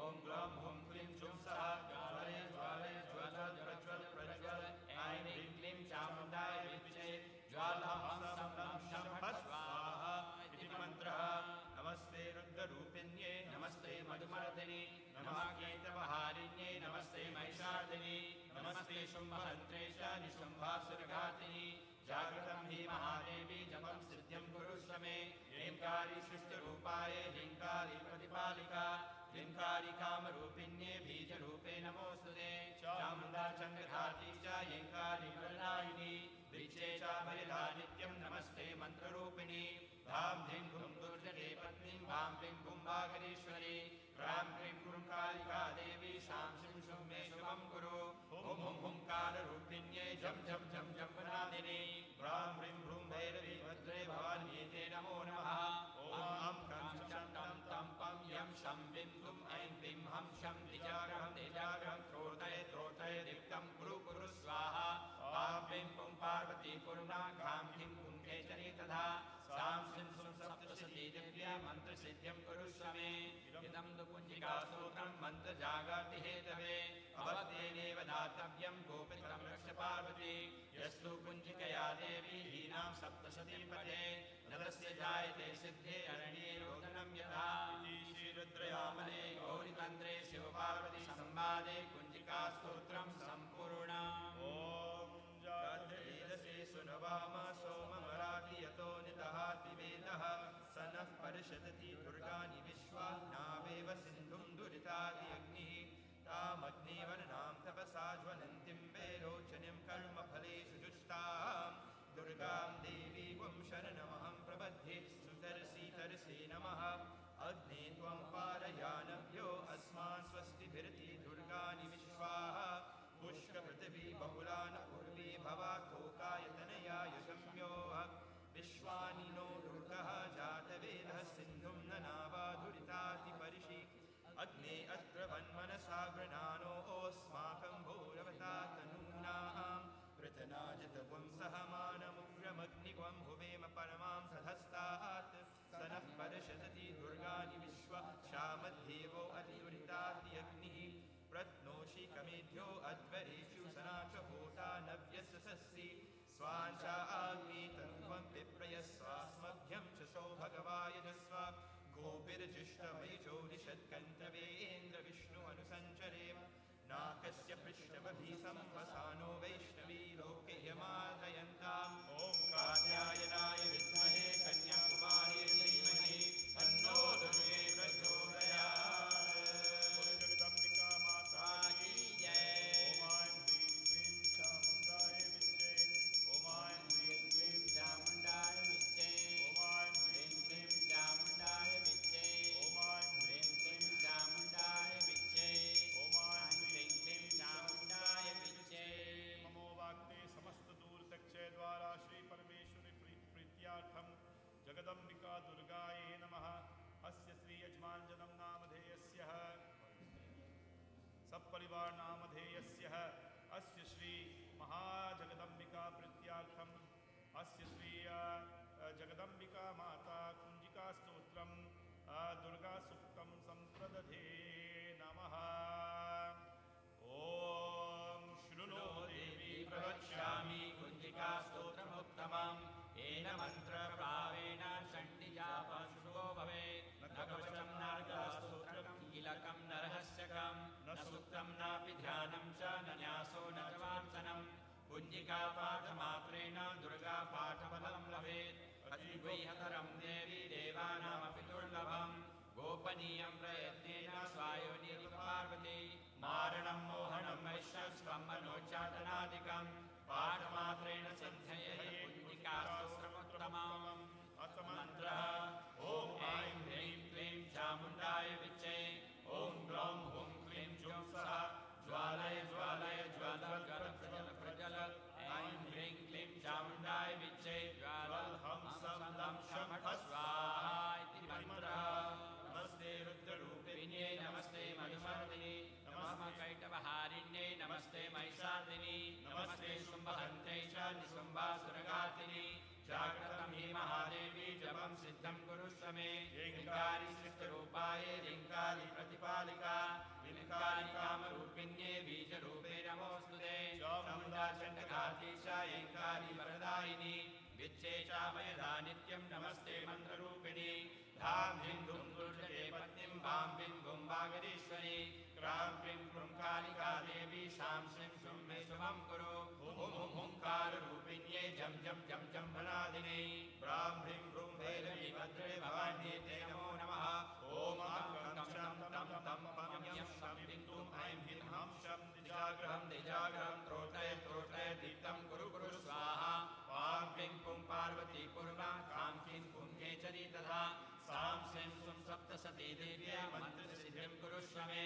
इदं तु कुञ्जिकास्तोत्रं मन्त्रजागर्तिहेतवे अभक्तेनैव दातव्यं गोपितं रक्ष पार्वती यस्तु कुञ्जिकया देवी हीनां सप्तसती पदे तदस्य जायते सिद्धेरनये रोदनं यथा इति श्रीरुद्रयामले गौरीतन्त्रे शिवपार्वती संवादे कुञ्जिकास्तोत्रं सम्पूर्णम् ॐ जातवेदसे सुनवाम सोममराति यतो निदहाति वेदः स नः परिषदति दुर्गानि विश्वा नावेव सिन्धुं दुरिताति अग्निवर्णां तपसा ज्वलन्तीं वैरोचनीं कर्मफलेषु जुष्टां दुर्गां देवीं शरणमहं प्रपद्ये सुदर्शि सरसे नमः अग्नि त्वं पारयानव्यो अस्माकं दुर्गानि विश्वाः पुष्कपृथिवी बहुलान उर्वी भवातोकायतनया यशम्योः विश्वानि नो दुर्गः जातवेदः सिन्धुर्ननावा दुरिताति परिषि अग्ने अग्रवन्मनसा गृह्णानोऽस्माकं भोरवता तनूनां पृतनाजितवं सहमानमुग्रमग्निवं भुवेम परमां सदस्तात् स नः परिषदति दुर्गानि विश्वा शामद्देवो अतिदुरिताति अग्निः प्रत्नोषि कमेभ्यो अध्वरेषु सना च होता नभ्यसस्ति स्वाञ्चाग्ने तरूपं पिप्रयस्वास्मभ्यं च सो भगवायजस्व गोभिर्जिष्टमयजो निषत्कञ्चवेन्द्र विष्णु अनुसञ्चरेम नाकस्य पृष्ठमभि संवसानो वैष्णवी लोकयमादयन्ताम् ॐ कात्यायनाय विद्महे कन्याकुमार्य धीमहि तन्नो दुर्गे प्रचोदयात् जगदम्बिका माता की जय ॐ ऐं ह्रीं क्लीं चामुण्डाय विच्चे ॐ ऐं ह्रीं क्लीं चामुण्डाय विच्चे ॐ ऐं ह्रीं क्लीं चामुण्डाय विच्चे ॐ ऐं ह्रीं क्लीं चामुण्डाय विच्चे ॐ ऐं ह्रीं ह्रीं क्लीं चामुण्डाय विच्चे ॐ ऐं ह्रीं क्लीं चामुण्डाय विच्चे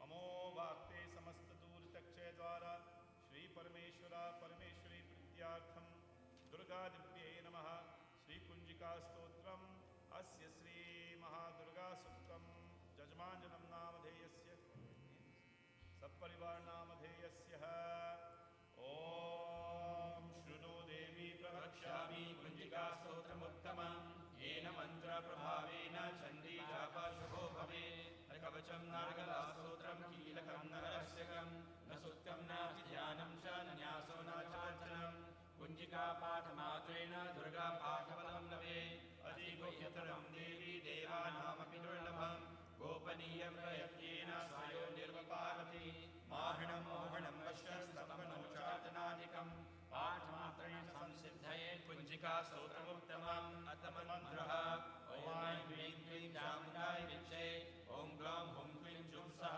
ज्वालय ज्वालय ज्वल ज्वल प्रज्वल प्रज्वल ऐं ह्रीं क्लीं चामुण्डाय विच्चे ज्वालाहं सं लं शं फट् स्वाहा इति मन्त्रः नमस्ते रुद्ररूपिण्ये नमस्ते मधुमर्दिने नमः कैटभहारिण्ये नमस्ते महिषादिने नमस्ते शुम्भहन्ते शुम्भासुरगात्रिणे जागृतं हि महादेवी जपं सिद्धं कुरुष्व मे ह्रीङ्कारी सृष्टरूपाय ह्रीङ्कारी प्रतिपालिका ह्रीङ्कारी कामरूपिण्ये बीजरूपे नमोऽस्तुते चामुण्डा चण्डघाती च ह्रीङ्कारी वरदायिनी विच्चे चाभयदा नित्यं नमस्ते मन्त्ररूपिणी दां ह्रीं धुं दुर्जये पत्नीं भां ह्रीं भुं वागरीश्वरी क्रां ह्रीं क्रूं कालिका देवी शां शुं शुं मे शुभं कुरु ॐ हुं हुंकाररूपिण्ये झं झं झं झं वनादिनी ब्रां ह्रीं भ्रूं भैरवी भद्रे भवान्ये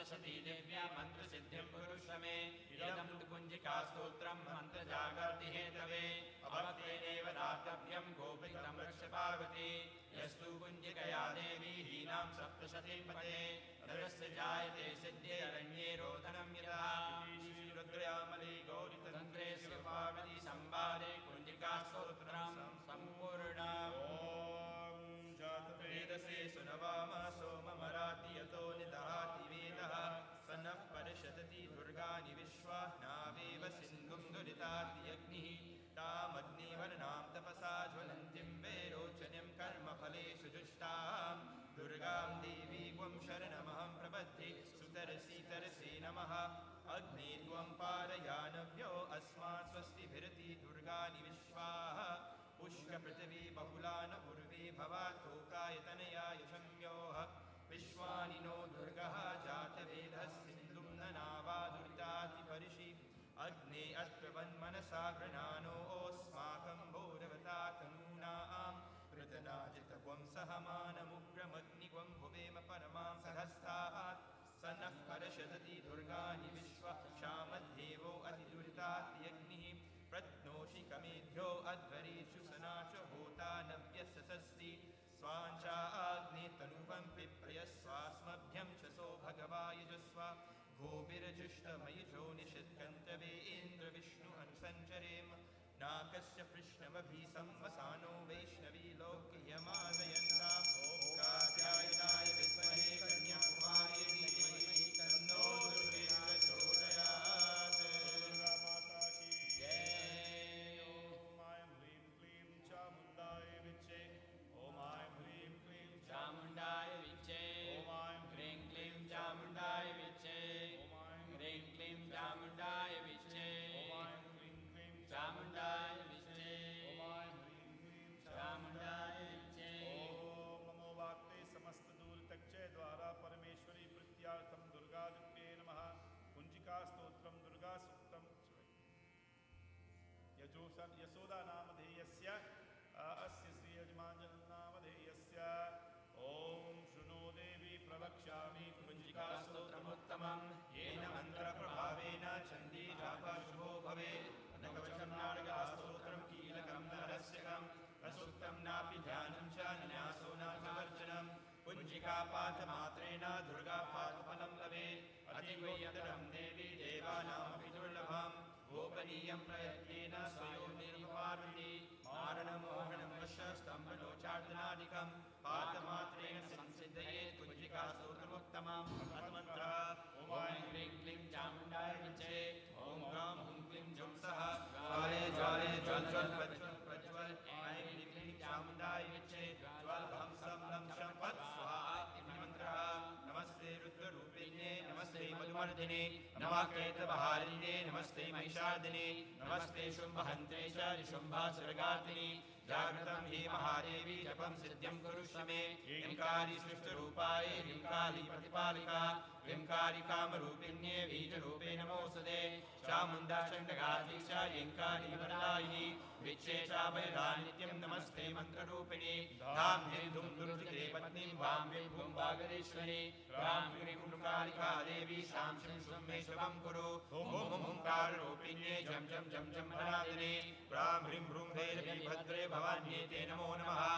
ओम अं गं शं तं पं पं यं शं विं दुं ऐं विं हं शं द्विजाग्रं निजाग्रं क्रोधय तोत्रय दीप्तं कुरु कुरु स्वाहा आं ह्रीं हुं पार्वती पूर्णाखां ह्रीं हुं खेचरी तथा सां सिं सुं सप्तशती दिव्ये मन्त्रसिद्धिं कुरुष्व मे इदं तु कुञ्जिका स्तोत्रं मन्त्रजागर्ति हेतवे अभक्तेनेव दातव्यं गोपितं रक्ष पार्वती यस्तु कुञ्जिकया देवी हीनां सप्तशती पठे तस्य जायते सिद्धे रण्ये रोदनं यथा इति श्रीरुद्रयामले गौरीतन्त्रे शिवपार्वती संवादे कुञ्जिका स्तोत्रं सम्पूर्णम्। ॐ जातवेदसे सुनवामा सोममराति यतो निदहाति वेदः स नः परिषदति दुर्गानि विश्वा नावेव सिन्धुं दुरिताति अग्निः तामग्निवर्णां तपसा ज्वलन्तीं वैरोचनीं कर्मफलेषु जुष्टां दुर्गां देवी त्वं शरणमहं प्रपद्ये सुतरसी नमः। अग्ने त्वां पारयानव्यो अस्मान् स्वस्तिभिरति दुर्गानि विश्वाः पुष्यपृथिवी बहुलान उर्वी भवातोकायतनया यशम्योः विश्वानि नो दुर्गः जातवेदः सिन्धुं न नावादुरिताति परिषि अग्ने अद्रवन्मनसा गृह्णानो ओस्माकं भोजवता तनूनाम् पृतनाजितगुं सहमानमुग्रमग्निगुं भुवेम परमां सधस्तात् स नः परिषदति दुर्गानि विश्व क्षामद्देवो अतिदुरिताति अग्निः प्रद्योषिकमेभ्यो अध्वरेषु सनाच होता नव्यससस्ति स्वाचाग्ने तरुवं पिप्रयस्वास्मभ्यं च सो भगवायजस्व गोभिर्जुष्टमयिजो निषद्कन्तवे इन्द्रविष्णु अनुसञ्चरे नाकस्य पृष्ठमभिसंवसानो वैष्णवी लोकह्यमादयन्ताम् ॐ कात्यायनाय विद्महे कन्याकुमारी धीमहि तन्नो दुर्गे प्रचोदयात्। दुर्गा माता की जय। One more family. Om Aim Hrim Klim Chamundai Viche. Om Aim Hrim Klim चामुण्डाय विच्चे ॐ ऐं ह्रीं क्लीं चामुण्डाय विच्चे Om Aim ह्रीं क्लीं चामुण्डाय विच्चे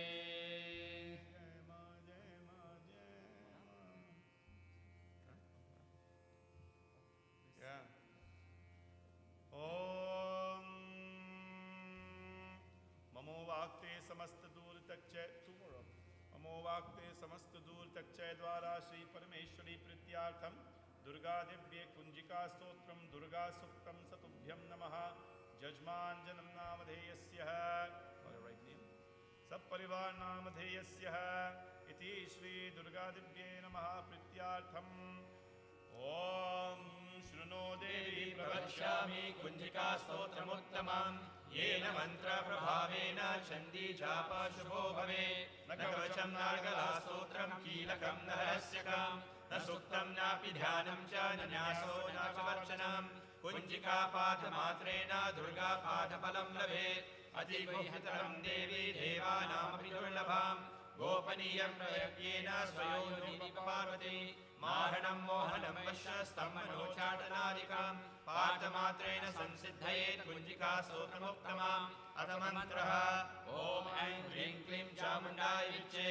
ॐ ग्लौं हुं क्लीं जुं सः ज्वालय ज्वालय ज्वल ज्वल प्रज्वल प्रज्वल ऐं ह्रीं क्लीं चामुण्डाय विच्चे ज्वल हं सं लं शं फट् स्वाहा इति मन्त्रः नमस्ते रुद्ररूपिण्ये नमस्ते मधुवर्धिने नमः कैटभहारिण्ये नमस्ते महिषार्धिने नमस्ते शुम्भहन्त्रे च निशुम्भसुरघातिने जागृतं हि महादेवी जपं सिद्धं कुरुष्व मे ह्रींकारी सृष्टरूपाय ह्रींकारी प्रतिपालिका ह्रींकारी कामरूपिण्ये बीजरूपे नमोऽस्तु ते चामुण्डा चण्डघाती च ह्रींकारी वरदायिनी विच्चे चाभयदा नित्यं नमस्ते मन्त्ररूपिणे धां धिं धुं दुर्जटे पत्नीं वां भिं भुं वागलेश्वरी क्रां क्लीं क्रूं कालिका देवी शां शुं शुं मे शुभं कुरु हुं हुं हुंकाररूपिण्ये जं जं जं जं भरादिने ह्रां ह्रीं भ्रूं भैरवी भद्रे भवान्येते नमो नमः ॐ क्रां चं तं तं पं यं शं धिं धुं ऐं ह्रीं हं शं द्विजाग्रहं त्रोटय त्रोटय दीप्तं कुरु कुरु स्वाहा वां क्लीं कुं पार्वती पूर्वा गां क्लीं कुं केचरी तथा सां सिं सुं सप्तशती देव्या मन्त्रसिद्धिं कुरुष्व मे इदं तु कुञ्जिका स्तोत्रं मन्त्रजागर्ति हेतवे अवक्तेनेव दातव्यं गोपितं रक्ष पार्वती यस्तु कुञ्जिकया देवी हीनां सप्तशती पठेत् न तस्य जायते सिद्धेररणे रोदनं यथा इति श्रीरुद्रयामले गौरीतन्त्रे शिवपार्वती संवादे कुञ्जिका स्तोत्रं सम्पूर्णम् ॐ जातवेदसे सुनवाम सोममराति यतो निदहाति वेदः स नः परिषदति दुर्गानि विश्वा नावेव सिन्धुं दुरिताति अग्निः तामग्निवर्णां तपसा ज्वलन्तीं वैरोचनीं कर्मफलेषु जुष्टाः दुर्गां देवी त्वं शरणमहं प्रपद्ये सुतरसि नमः अग्ने त्वां पारयानव्यो अस्मान् स्वस्तिभिरिति दुर्गानि विश्वाः पुष्पपृथिवी बहुलान उर्वी भवातोकायतनया यशम्योः विश्वानि नो दुर्गः जातवेदः सिन्धुं न नावादुरिताति परिषि अग्ने अत्र वन्मनसा गृह्णानोऽस्माकं भोरवता तनूनां पृतनाजितवं सहमानमुग्रमग्निवं हुवेम परमां सधस्तात् स नः परशदति दुर्गानि विश्वा क्षामद्देवो अतिदुरितात्यग्निः रत्नोषि कमेभ्यो अध्वरेषु सनाच होता नव्यस्य सस्ति स्वाचाग्ने तनुवं विप्रयस्वास्मभ्यं च सो भगवायजस्व गोभिर्जिष्टमयुजो निषद्गन्तवे इन्द्रविष्णु अनुसञ्चरेम नाकस्य पृष्ठमभि संवसानो वैष्णवी लोके यमादयन्ताम् ॐ कात्यायनाय विद्महे कन्याकुमारी धीमहि तन्नो दुर्गे प्रचोदयात्। दुर्गा माता की जय। जगदम्बिका माता की जय। ओम धूपमाग्रापयामि नमः ओम यस्तस्सा वसतवो विश्वरूपः इन्द्रो बुद्धया आस्पृणोतु अमृतस्य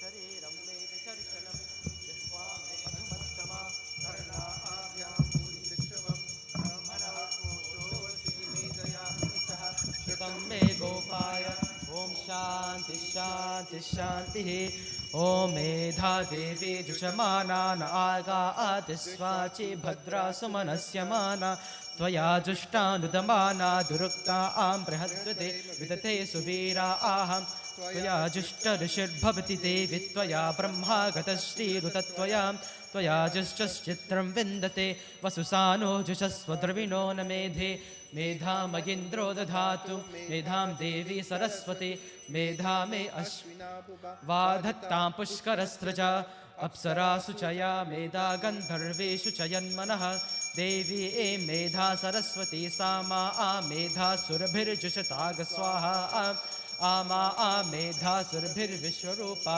हिरण्यवर्णां जगति जगम्या ऊर्जस्वती पयसा पिन्वमाना सा मा आ मेधा सुप्रतीकाजुषन्तां मयि मेधा मयि प्रजा मयि अग्निस्तेजो दधातु मयि मेधा मयि प्रजा मयीन्द्र इन्द्रियं दधातु मयि मेधा मयि प्रजा मयि सूर्यो भ्राजो दधातु ॐ हंस हंसाय विद्महे परमहंसाय धीमहि तन्नो हंसः प्रचोदयात्।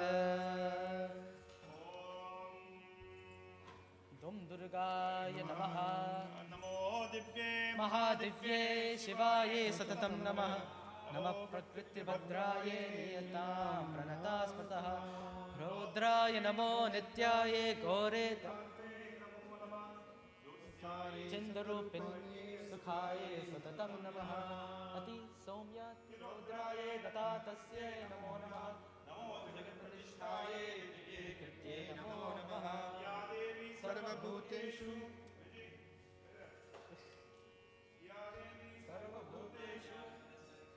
विष्णुमाये विषद्विता नमस्तस्यै नमस्तस्यै नमस्तस्यै नमो नमः। या देवी सर्वभूतेषु बुद्धिरूपेण संस्थिता नमस्तस्यै नमस्तस्यै नमस्तस्यै नमो नमः। या देवी सर्वभूतेषु निद्रारूपेण संस्थिता नमस्तस्यै नमस्तस्यै नमस्तस्यै नमो नमः। या देवी सर्वभूतेषु क्षुद्धारूपेण संस्थिता नमस्तस्यै नमस्तस्यै नमस्तस्यै नमो नमः।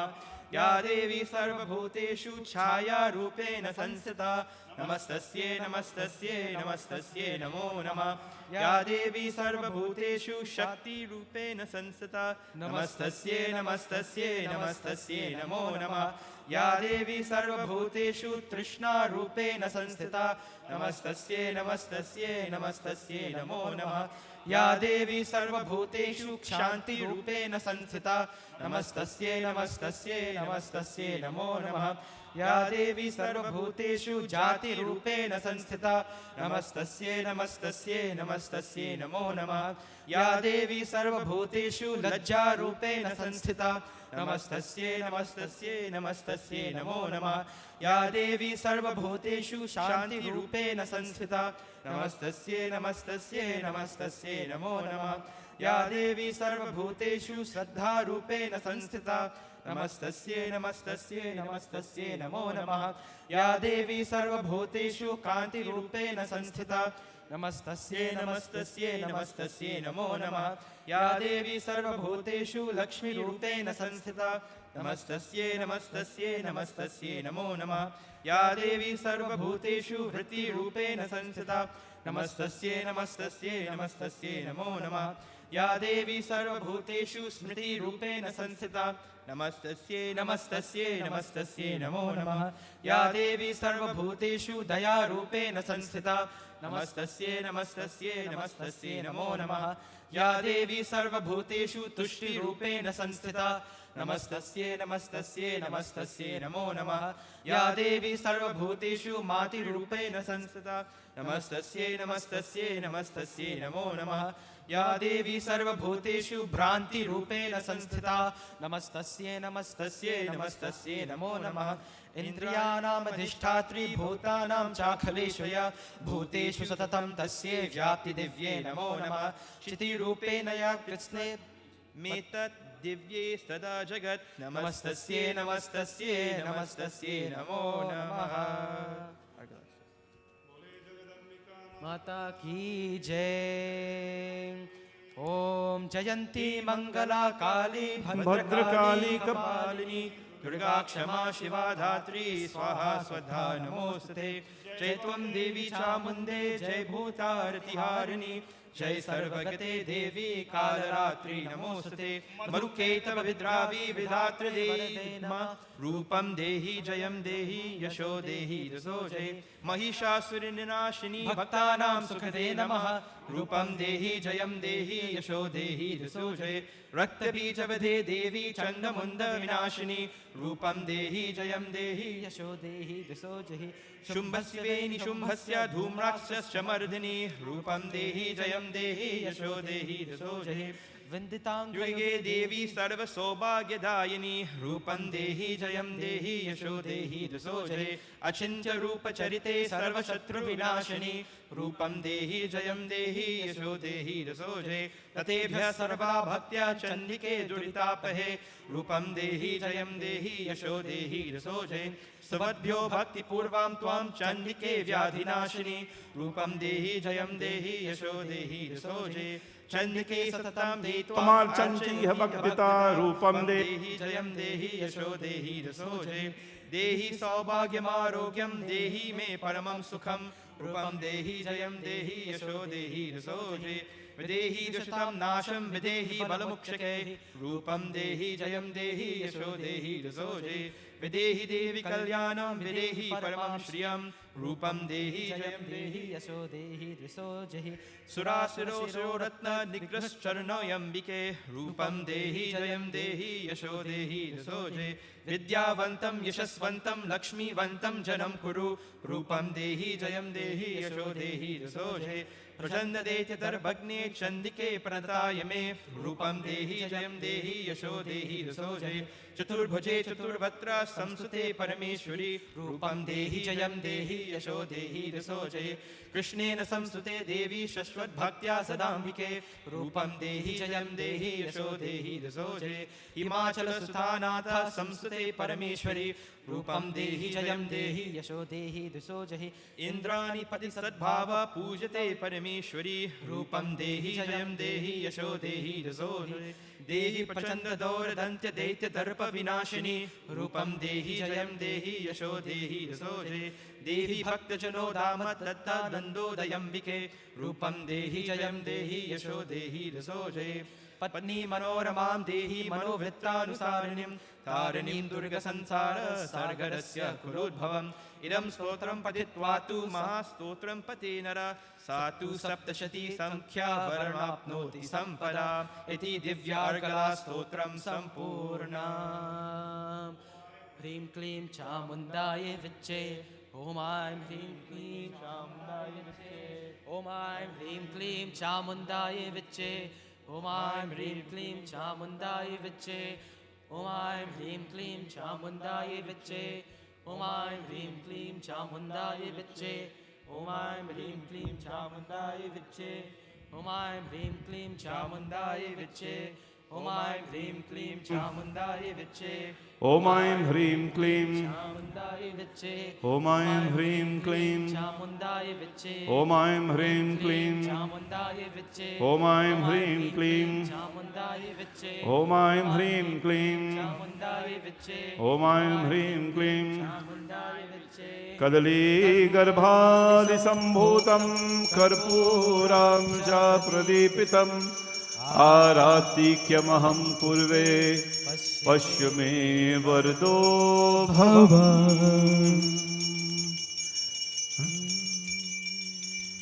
ॐ कर्पूरनिराजनं ज्योतिः समर्पयामि नमः। ॐ निराञ्जनं नमः। ॐ धुं दुर्गाय नमः। जय माँ जय माँ जय माँ जय माँ जय माँ जय माँ जय माँ जय माँ जय माँ जय माँ जय माँ जय माँ। ॐ सर्वमङ्गलमाङ्गल्ये शिवे सर्वार्थसाधिके शरण्ये त्र्यम्बके गौरी नारायणी नमोस्तुते।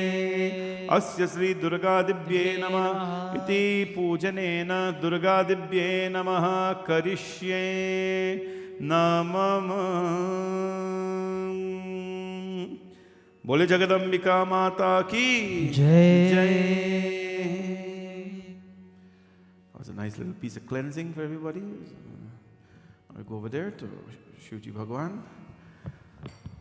Om Namah Shivaya, Om Namah Shivaya, Har Har Bhole Namah Shivaya, Om Namah Shivaya, Om Namah Shivaya, Har Har Bhole Namah Shivaya, Om Namah Shivaya, Om Namah Shivaya, Har Har Bhole Namah Shivaya, Namah Shivaya, Om Namah Shivaya, Har Har Bhole Namah Shivaya, Om Namah Shivaya, Om Namah Shivaya, Har Har Bhole Namah Shivaya, Om Namah Shivaya, Om Namah Shivaya,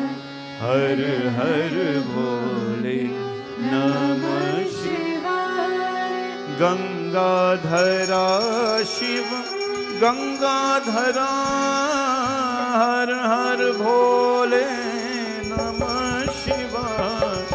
Gangadhara Shiva Gangadhara, Har Har Bhole Namah Shivaya. Om Namah Shivaya, Om Namah Shivaya, Har Har Bhole Namah Shivaya. Namah Shivaya, Namah Shivaya, Har Har Bhole Namah Shivaya. Gangadhara Shiva Gangadhara, Har Har Bhole Namah Shivaya. Gangadhara Shiva Gangadhara, Har Har Bhole Namah Shivaya. O Gangadhara Shiva Gangadhara, Har Har Bhole Namah Shivaya. Gangadhara Shiva Gangadhara, Har Har Bhole Namah Shivaya. Om Namah Shivaya, Om Namah Shivaya, Har Har Bhole Namah Shivaya. Om Namah Shivaya, Om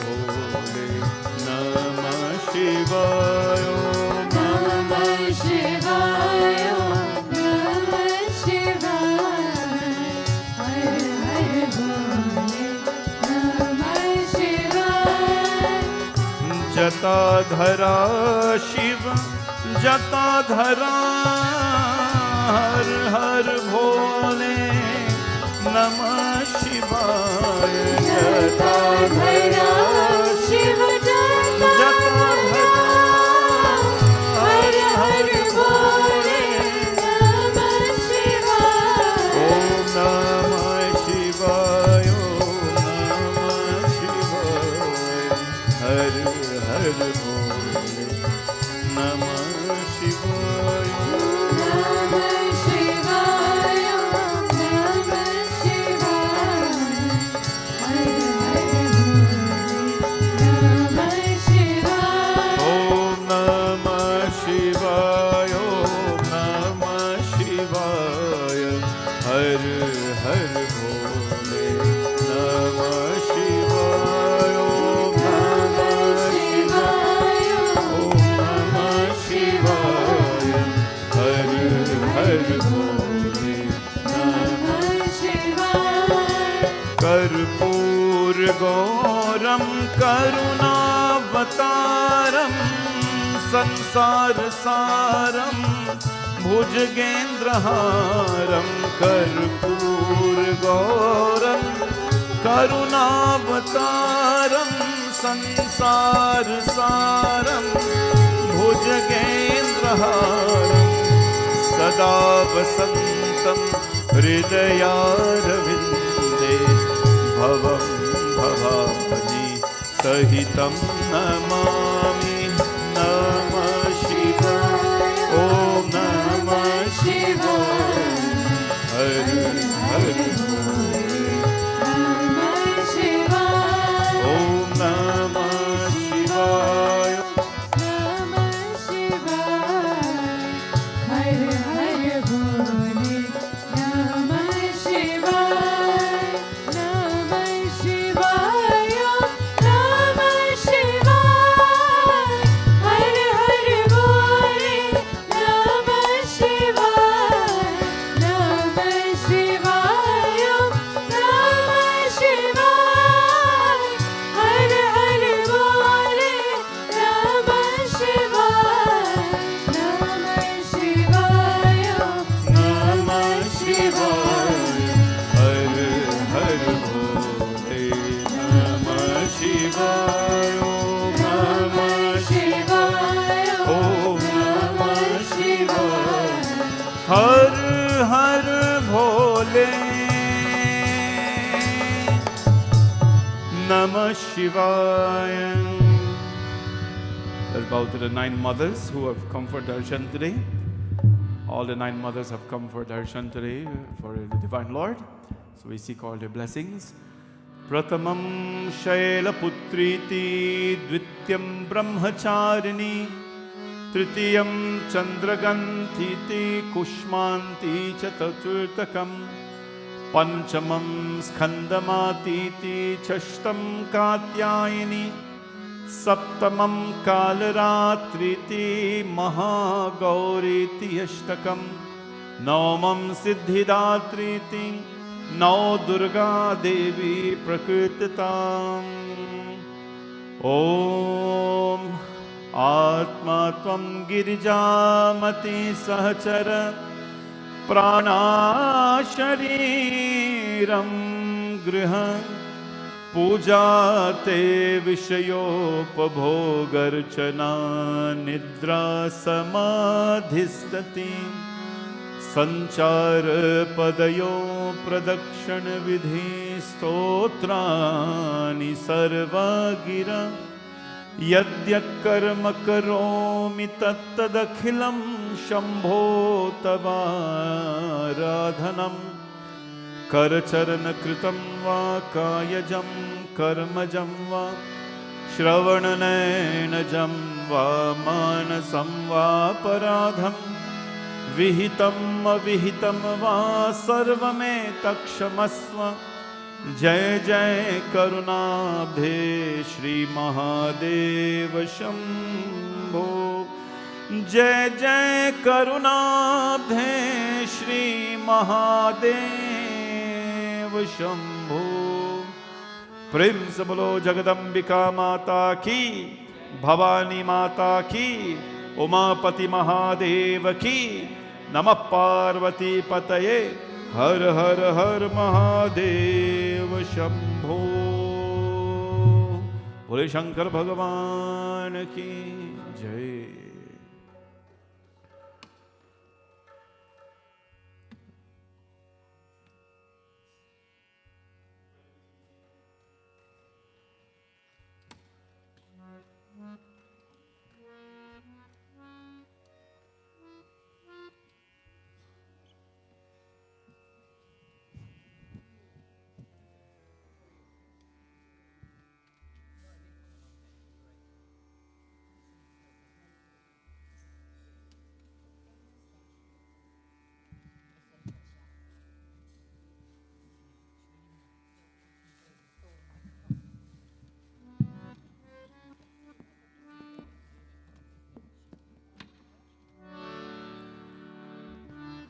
Om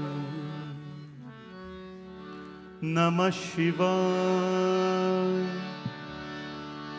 Om नमः शिवाय। ओम नमः शिवाय।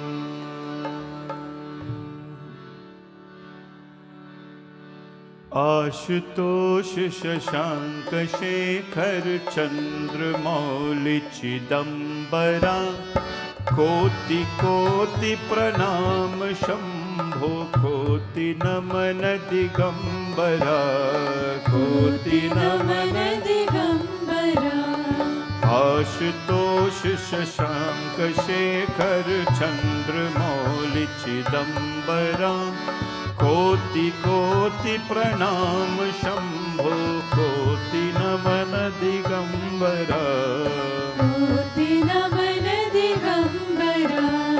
निर्विकार विकार अविनाशी तुम्ही देवादिदेव। जगत सरचत प्रलय करता शिवम सत्यम सुंदरम। शिवम सत्यम सुंदरम। ओम नमः शिवाय। ओम नमः शिवाय। ओम नमः शिवाय। ओम नमः निरंकार स्वरूप कालेश्वर महायोगेश्वरा। दयानिधि दानीश्वरा। जय जटाधर जय भयंकरा। जटाधर अभयंकरा। शूल पानी त्रिशूल धारी और घरी बाघंबरी। जय महेश त्रिलोचनायन विश्वनाथ विशंबरा। विश्वनाथ विशंबरा। ओम नमः शिवाय। ओम नमः शिवाय। ओम नमः शिवाय। ओम नमः शिवाय। ओम तस्मै नमः परमकारण कारणाय। दीप्तो ज्वलज्वलित पिंगललोचनाय। नागेन्द्रहार कृतकुंडलभूषणाय। ब्रह्मेन्द्र विष्णुवरदाय नमः शिवाय। बोले जगदम्बिका माता की जय। जयकारा शेरवाली का बोल साचे दरबार की जय. Jai Sita Ram, everyone. This evening we welcome you to our satsang at Bhavani Shankar Mandir, Friday evening. We did some chanting earlier. The Kunjika Stotram that we chanted is from the Durga Saptashati. It is the last of the powerful chanting in the Durga Saptashati. Kunji Nakavacham Nargala Stotram Kilakam Narahasyakam Nasuktam Nyapi Dhyanam Cha Nanyaso Na Chavarchanam. Among all the chants of the Divine Mother, according to this tradition, the Kunjika Stotram ranks foremost. And we were able to chant it just 9 times. It's a very powerful and quick chanting. It is done at certain times to, for a little cleansing, a little vibration, a little bit of reboot, if you want to call it that. And so we did that along with the Durga Suktam. The Durga Suktam is a Vedic chant. That is what makes it so powerful. All of them have its own, ways. Just like if you have a headache, you can take many things. You can take so many over-the-counter drugs for a headache. They all react to different people different ways. Hopefully you don't take them all together. But they all react to different people in different ways. Similarly, these chants, they have impact on us. As I always say, we may think that we don't, or we think that we may not be reaping the benefits of these chants. But what happened is just like, as I explain it, just like back home, you will have so many tulsi trees in your yard, but you never plant any one of them. Maybe you had one and the breeze blow all the seeds around. And unknowingly, just by having something good in your yard, the wind did the work of sending all the seeds everywhere. Many of these chants that we do when I was a little boy, many of these chants, I used to go around with my guru then, from the village. And a lot of these things, these songs, they start to grow in your soul. They start to grow in you when you're hearing Guruji chanting the mantras. It really creates an imprint in your memory. So what will happen is that sometimes right away you feel you start to recite them, but he didn't teach you, right? Unknowingly, these things happen in our life. When you're surrounded by good things all the time, when you're surrounded by good things, or whatever you're surrounded by in this matter, whatever you're surrounded by, it will have an impact on you. Similarly, if you're surrounded by excitement and negativities and negative people and so on, it will impact you as well. But as Tulsidas Ji says, when one goes into satsang and one is able to draw all the positive energies, then if you go among negative energies, you will stand out. You'll be able to resist. That is the reason why we do these little things. We've got so many days of sadhana going on here. Satsang, it's nice to come in and sit for a couple of hours to plant those seeds in your soul so that they will grow. You're knowingly putting them so that they will grow. And as you plant the seeds, you have to nurture them as well. You have to nurture them with satsang and prayers and so on. It's nice to see you this evening at the temple for these chantings. The Divine Mother has come for darshan, 9 forms. Prathamam Shailaputriti. The first form of Shailaputri teaches us that she is the daughter of the mountain, which means she is not the daughter of a little cat. She is not the daughter of a little bump outside. She's the daughter of a mountain. And what did I say last night? I said last night that whatever lineage you have come from, kul you have come from, it will inspire you to become something, good or bad. So she's the daughter of the mountain, which means nothing can take her down. She's very focused, she's very strong as the mountain. Shailaputri. Dvityam Brahmacharini. The second form she took was the mother Brahmacharini. Brahmacharini is the mother who protects all our children in their learning phases of life. Learning phases of life. Brahmachari is someone who is unmarried or in that studying phase of their life. We pray that the mother bless all of them with education. You know, the Hindu Dharma has 4 stages. Does anyone know what the 4 stages of life are according to Hindu Dharma? What are the 4 stages of life? I know you know, Bhuvan, but I just want to know if anybody else knows. Anybody else know what are the 4 stages of life according to Hindu? Sannyas? Last one. First one is Brahmachari. Brahmachari means from birth to average 25. Average 25.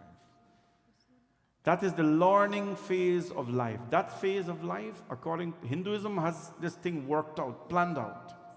That phase of your life, you're learning, you're learning, you're learning. Take all the learning as possible from birth to 25. From 25 now to average 50 is called what? It's called Grihast Ashram. It means that you are now going to, you have learned, now you've graduated. You're going to enter. Now what you're learning though, from birth to 25, what you have learned? You have learned, academic education. You've also learned spiritual life. You've learned about Bhagwan. So you're balanced, Bhagwan, satsang, academic life. So you're now graduated now to go into the second stage of life. It's called an institution. You graduate now to go to the institution of marriage. Grihast Ashram. Ashram means an institution. So the first stage is called Brahmachari, which is a learning phase. Then you go now to Grihast Ashram, which is the earning phase. You have to start to earn. Understand? Learn, then earn. You get it? Learn, then earn. Then when you hit 50, Brahmachari, Grihasti, Vanprasht. Vanprasht means, it literally translates to starts to, letting go little by little. That stage is called the return phase. Learn, earn, return. You understand?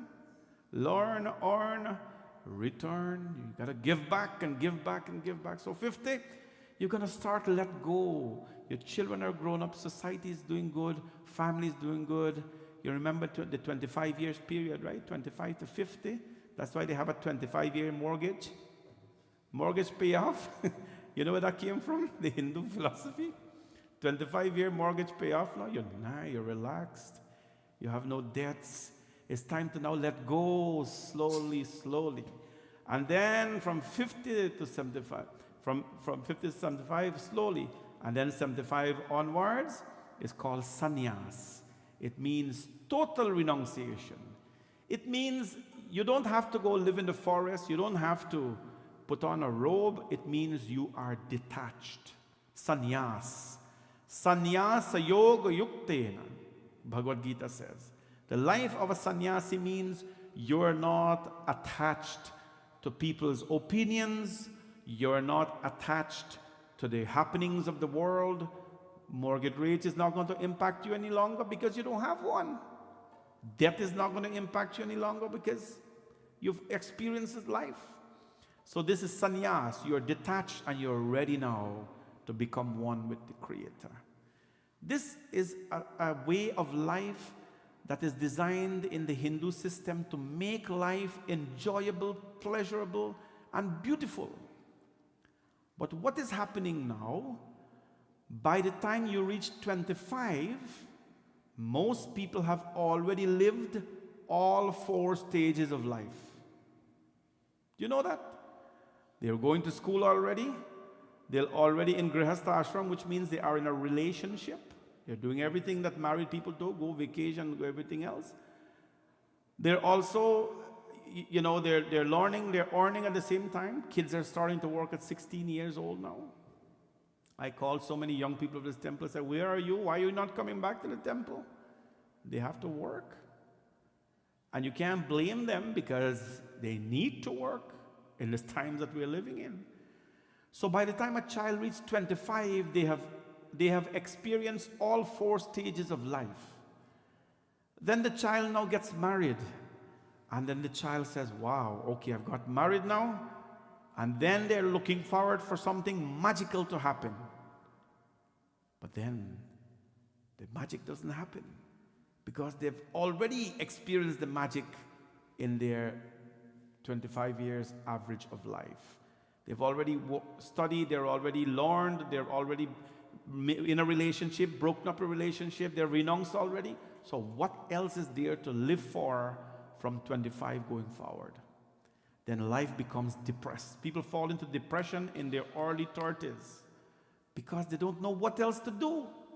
They've experienced the whole life, 100 years of life in 25 years. So what are they going to look forward for? This Hindu system is an old system, but it's a very practical system for us to follow.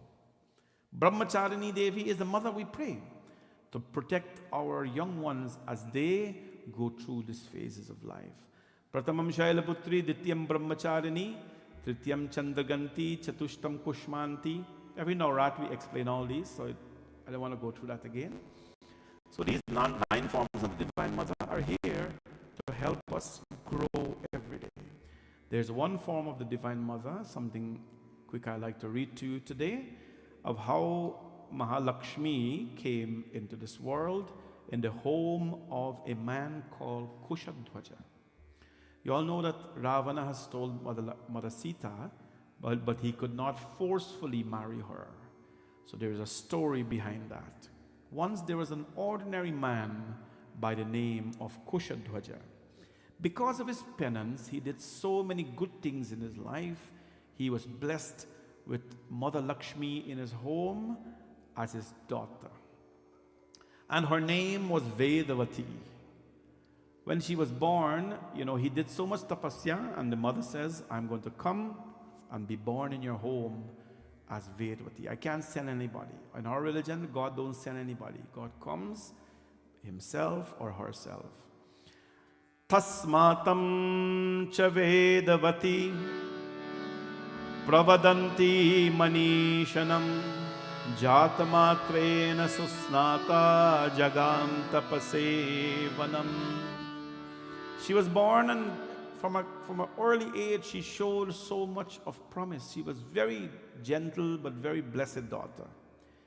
She was very beautiful, and Kushadhwaja, her father, cared for her. And one day she was doing prayers, dressed very beautifully. Ravana came and saw the beautiful Vedavati, and his eyes were not purified. Some of the things we have to worry about. When your heart is not pure, nobody don't know. You can tell everybody here that you have a pure heart, right? You can tell everybody here that you have a pure mind. They will not know if you have a pure heart or not. How would they know that? Well, they will know if you start to do bad things. But we can always go and say, I have a pure heart, or people should have a pure heart like me, or something like that. Nobody will know. That, I think we all know that. If you have a pure mind, nobody can know as well, or a filthy mind, nobody will know. But if your eyes are impure, they will tell a story right away. There's a reason why we come and we have darshan of Bhagwan. See how beautiful Bhagwan Shivji looked today? Devi has come for darshan. I did not know that we were going to dress the lingam with, but it looks so beautiful. We had to change plans a little bit today because we are doing Devi chanting, and this is, so please give the team a very big round of applause. Very, very nice. The Devi has come to take darshan of Bhagwan Shivji, and it seems like, pink is a very popular color these days for some reason. But lingam always looks so very beautiful. When the eyes are impure, we have to be worried about that. Because it means that whatever the eyes are laid on, whatever the eyes, your sight is placed on, that has a negative impact. We have some we have mixed people here this evening from West Indies, some from India as well. Everybody here have heard of something called najar? Guyanese people have heard that najar. The Bharatiya log, jab hum hamare najar. Banki Bihari temple, every 5 minutes. Banki Bihari temple in Vrindavan, every 5 minutes they close the blind like this. Right? The pujari close the blind every 5 minutes. And then they open back the blind again and everybody goes, Govinda, Banki Bihari Lal ki jai. So if you go and ask the pujari ji, why do you do this? If you got to talk to them before. They will tell you that Banki Bihari ji itne sundar hai. He is so beautiful, Bhagwan Shri Krishna, that they don't want people to give him bad eyes. They don't want people to give him najar and cast their evil eyes. So they close him back after 50 minutes. And then they open him back again. So much they love Bhagwan Shri Krishna. Najar is, you cast your eyes on something. When a baby is little, the baby is so innocent. When a baby is little, a baby is so innocent that when you over-admire the beauty of that baby, but the eyes are not pure, our elders know this, the baby starts to cry and all sorts of things. Then you have to do something called auche. You have to auche the baby. You know how to auche baby? You take some garlic skin, some onion skin, and pepper, and you put it together and you go around the baby like this. I don't know how many times. That's not written in the book. You go around the baby like this so many times. And then what you have to do with that? You have to burn it. You have to throw it in the fire. Back in Barbies, we had fireside, chulha. We had a fireside, they throw it in there. Do you know why they use onion and garlic? You know why people don't eat onion and garlic? Because onion and garlic attracts tamasic energy. It attracts tamasic. When you want to let the senses go for a stroll, you eat garlic and onion, and the senses will just go for a stroll. It will go. But if you want to stay calm and cool and live a very, calm and cool life, you stay away from onion and garlic, and it becomes very blessed. Anyways, so when they take the onion and garlic and they go around the skin, the baby, it is believed that the onion and garlic skin and the pepper as well, take away the negative energy, or at least tries to take away the negative energy from the baby, and they burn it away. It's an old system. It's nice, I like it. I just have problems when you got ouchie grown-up people. When grown-up people have headache and you have to ouchie grown-up people, I just have a little concern with that, because I don't know how that works. I don't know the mantra for that, by the way. Please don't ask me about the mantra to ouche anybody. There is no mantra for that. It's not in the books. When your eyes are lustful, it's a very dangerous thing. And that's why we come for darshan of Prabhu. Prabhu, bless my eyes, so that whatever I place these eyes on, my eyes will not reflect any lust or even trigger lustful feelings. If I look at the garden, I must not be jealous of anybody. If I look at their landscape, I must not be jealous of them. If I look at them, I must not have lustful feelings. Bless my eyes. When your eyes are blessed, what happens? Everything is balanced. Ravana, although he was such a great devotee, his eyes were very lustful. His eyes saw the beautiful Devi, Vedavati, doing puja. And what happened? As his eyes see, as we say back in the country, in Guyana, his eyes caught fire.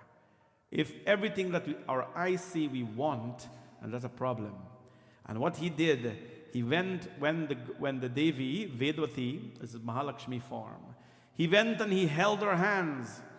And when he held her hands like this, without her permission, without her consent, he snatched her hands like this out of lust. And then the Devi, Ma Bhagavati Lakshmi, who is Vedavati, Nashasha Martaye Tvam Vinashyasi Sabandhava.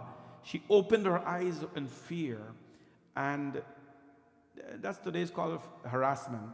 Anyways, he gave her, she gave Ravan a curse. She gave Ravan a curse that Ravan, because of what you've done to me, I'm going to give up this body. But in the future, if you ever touch another woman without their consent, you will be burned to ash. If you if you forcefully marry another woman in the future, you will be burned to ash. That's the first one. Secondly, Ravan, I will be the cause of your destruction. I will be the cause of your destruction. And what happened now? She gave up her body. The mother, she's mother. She doesn't commit suicide and thing. Hinduism has no such thing where Sati Devi commits suicide. No. These are yogic powers they used, and they cremated their body. So what happened now? She becomes, in her next birth now, she becomes Mother Sita. The divine Lakshmi has become Mother Sita now. Jaina Bole Jagadambika Mata Ki Jai Narayani Namostute Narayani Namostute Narayani Namostute Narayani Namostute Oh Narayani Namostute Narayani Namostute Narayani Namostute Narayani Namostute Om Mahatapaswini Sacha Tapasa Purjanmata Lebhe Ramam Cha Bharataram Paripurnatam Hari Samprapta Tapasaradhyam Duradhya Jagatpatim Sarama Suchiram Reme Ramena Sahasundari Narayani Namostute Narayani Namostute Narayani Namostute Narayani Namostute Mahatapaswani Chasa Tapasa Pura Janmata Lebhe Ramam Cha Bharataram Paripurnatam Harim. She became, the same Devi became Mother Sita. She was married to Ram Bhagwan. She lived a very tapasvi, a very pure life, very dedicated life. And you know the story. They were sentenced, Bhagwan Ram was sentenced to 14 years of exile, which he accepted. Mata Sita went with him. So this is Vedavati in her previous birth, who now comes as Sita. Remember, our Purva Janam ka karma never escapes us, or we don't escape it. We cannot escape it. When they were in the forest now, one day they were sitting in the forest, and then Agni Bhagwan appeared in front of Ram and Sita in the absence of Lakshman. When Agni Bhagwan appeared, Bhagwan Ram, this is Yajna-Narayan, this is Vishnu, who is, anyway, all of them are the same. When Agni Bhagwan, the fire god, appeared, Bhagwan Ram and Mother Sita bowed. And they say, Yajna-Narayan, for what reason have you come? We have not performed any yajna, we have not summoned you. Agni me'ire purohitam yajnasadeva mritmejam. You are the presiding deity of all yajnas and pujas, but we didn't call you. What is the problem? So Yajna-Narayan says, Vedavati, Sita, you remember your previous birth as Vedavati, but very soon you're going to be stolen by the same Ravan. You're going to be captured by the same Ravan. Then Ram Bhagwan says, "Ye kaise ho sakta hai ki I am with her, though your Lakshmana is with her." No, the Lord has to act his role. Then Yajnanarayan, the fire god, says, "Bhagavat Chuyatam Rama Kaloyam Yadupastita Sita Haran Kaleyam Taveva Samupastita Devam cha Durnivaram cha Nacha Devat Parokali Jagat Prasummayenya Chayam Rakshite Dhunaha." Agni Bhagwan says to Ram and Sita that, "My dear, anybody here believe in something called destiny?" I read a katha the other day about destiny. Anybody here doesn't believe in destiny? I don't expect you to put up your hand or anything like that, but remember the other day I read to you a katha with Parvati Mata. When Parvati Mata was a little child, Naraji came and told her, "You're going to be married to a man who doesn't wear clothing. He has snakes on his head and all over. He lives in the crematorium." And her parents says, "Narad Muni, how can we reverse this?" Parvati Mata turned to them and Parvati Mata says, "Ma, Pitaji, how can we erase the marks of destiny from one's hand and one forehead? We cannot erase what is in store for us. We cannot erase what is in store." Mother Parvati is telling her parents this. If I hurry to marry such a man, I will marry him. We cannot avoid what is going to come to us or what we have earned in our life. What we can do is we can be prepared for it. You cannot stop the sun from shining tomorrow, but you can be prepared for it. You can wear sunblock and umbrella and whatever. You cannot stop the rain from falling. Hopefully the rain doesn't fall tomorrow, because tomorrow is our Monday's golf tournament. Hopefully the rain, but if it falls, you can't stop. What you can do, you can prepare for it. Get an umbrella, raincoat, or whatever. We cannot change the course of destiny, but we can be prepared for it. Agni Bhagwan said to Mother Sita and Bhagwan Ram, "Devam cha durnivaryam cha nacha devat parobali." The course of destiny is irresistible. None else is more powerful than time and fate. None else is more powerful than time. Whatever has to happen will happen in time. We can pray, Bhagwan, that let us be strong to handle it, but whatever has to happen will happen. The Bhagavad is saying here that nothing is more powerful than fate and time. What has to happen will happen. So, Agni Bhagwan looks at Ram and says, "Give me your Sita so that I can protect her." And what does that mean, give me your Sita? The physical form of Mother Sita came into the fire, and the fire released, and the fire gave back Ram Bhagwan a shadow of the real Sita. This is called Maya Sita, or the illusory Sita.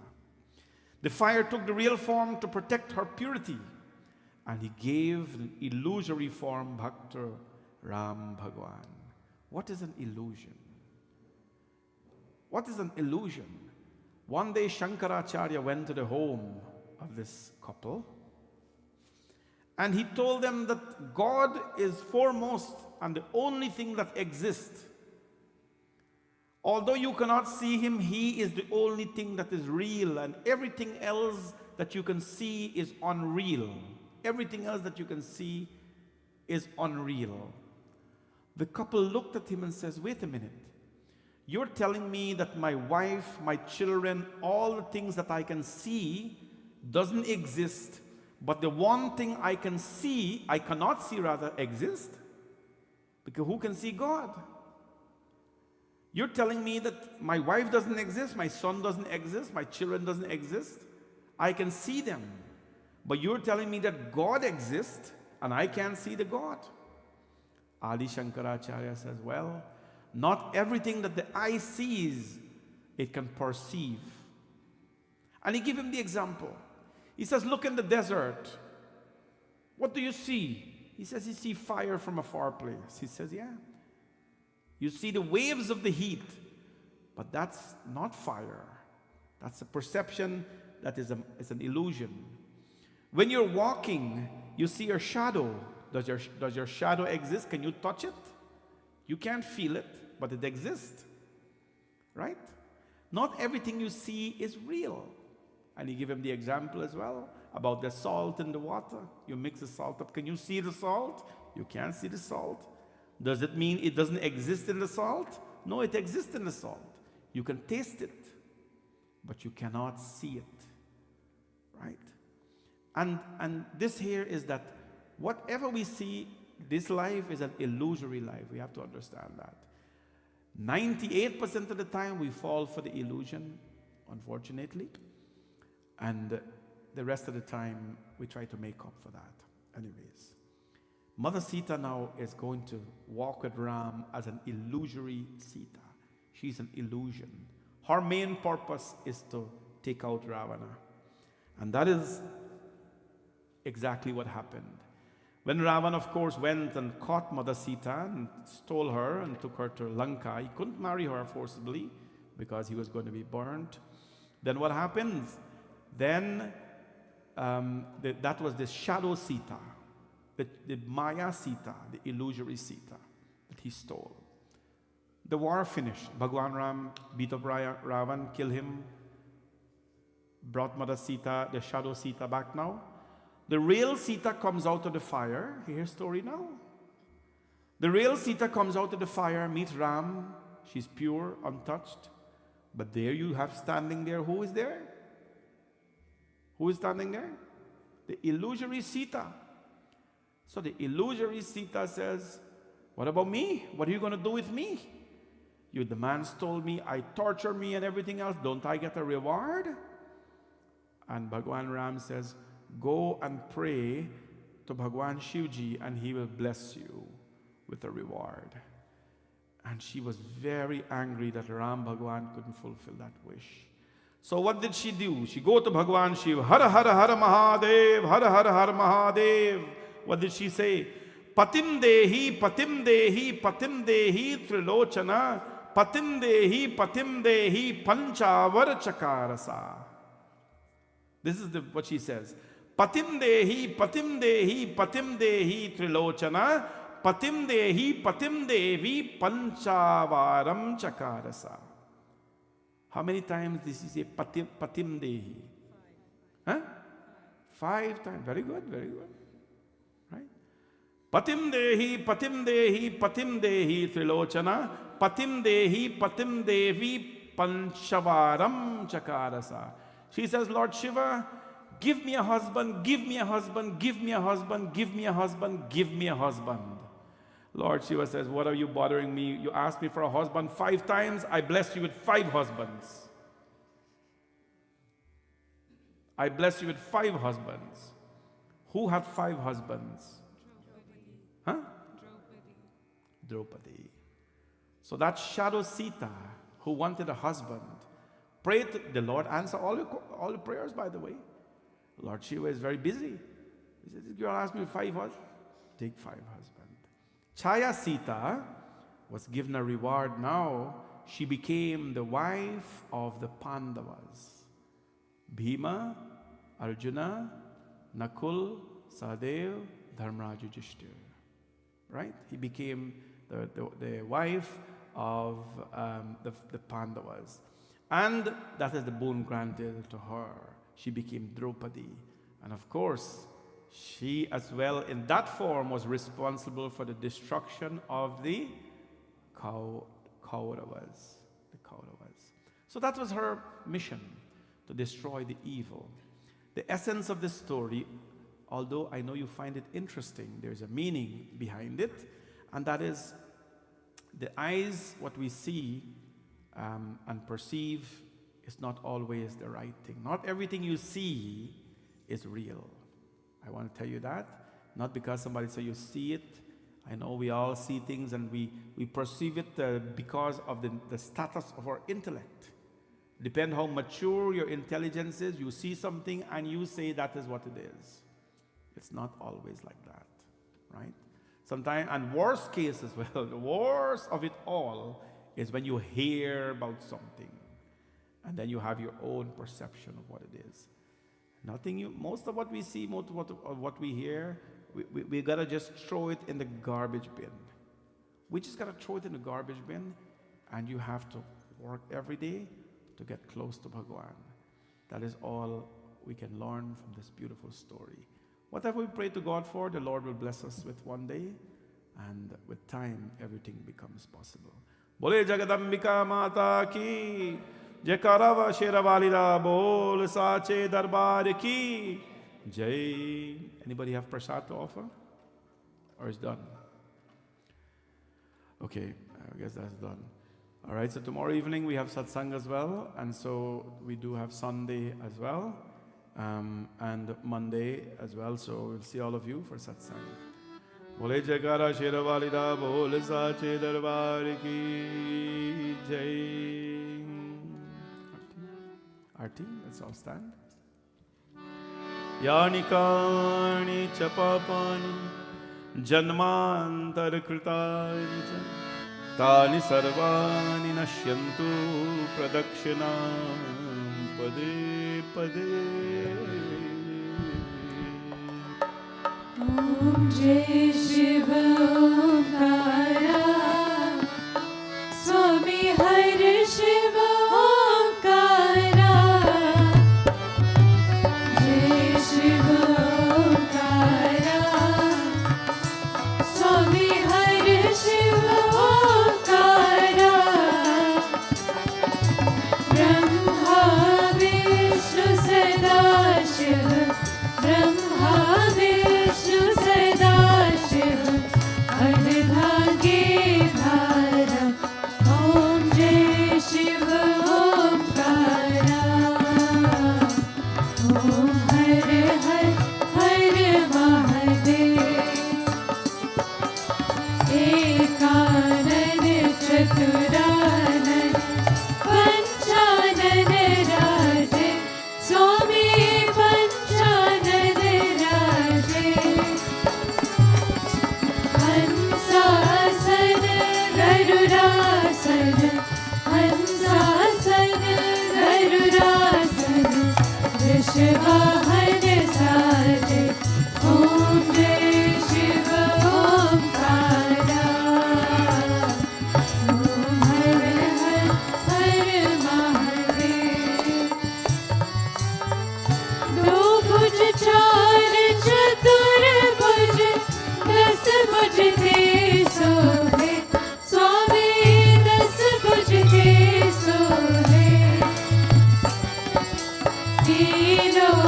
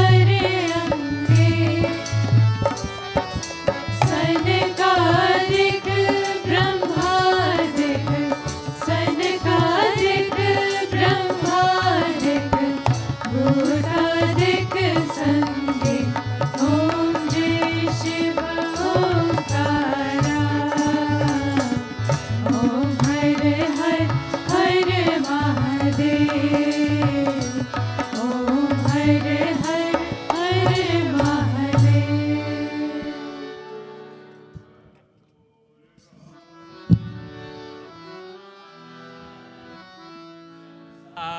सारं भुजगेन्द्रहारं सदा वसन्तं हृदयारविन्दे भवं भवानी सहितं नमामि। त्वमेव माताश्च पिता त्वमेव त्वमेव बन्धुश्च सखा त्वमेव त्वमेव विद्या द्रविणं त्वमेव त्वमेव सर्वं मम देवदेव। वसुदेवसुतं देवं कंसचाणूरमर्दनं देवकी परमानन्दं कृष्णं वन्दे जगद्गुरुं। रामाय रामभद्राय रामचन्द्राय वेदसे रघुनाथाय नाथाय सीताय पतये नमः। मनोजवं मारुततुल्यवेगं जितेन्द्रियं बुद्धिमतां वरिष्ठं वातात्मजं वानरयोथमुख्यं श्रीरामदूतं शरणं प्रपद्ये। सर्वमङ्गलमाङ्गल्ये शिवे सर्वार्थसाधिके शरण्ये त्र्यम्बके गौरी नारायणि नमोऽस्तुते। शरणागतदीनार्थ परित्राणपरायणे सर्वसार्थिहरे देवी नारायणि नमोऽस्तुते।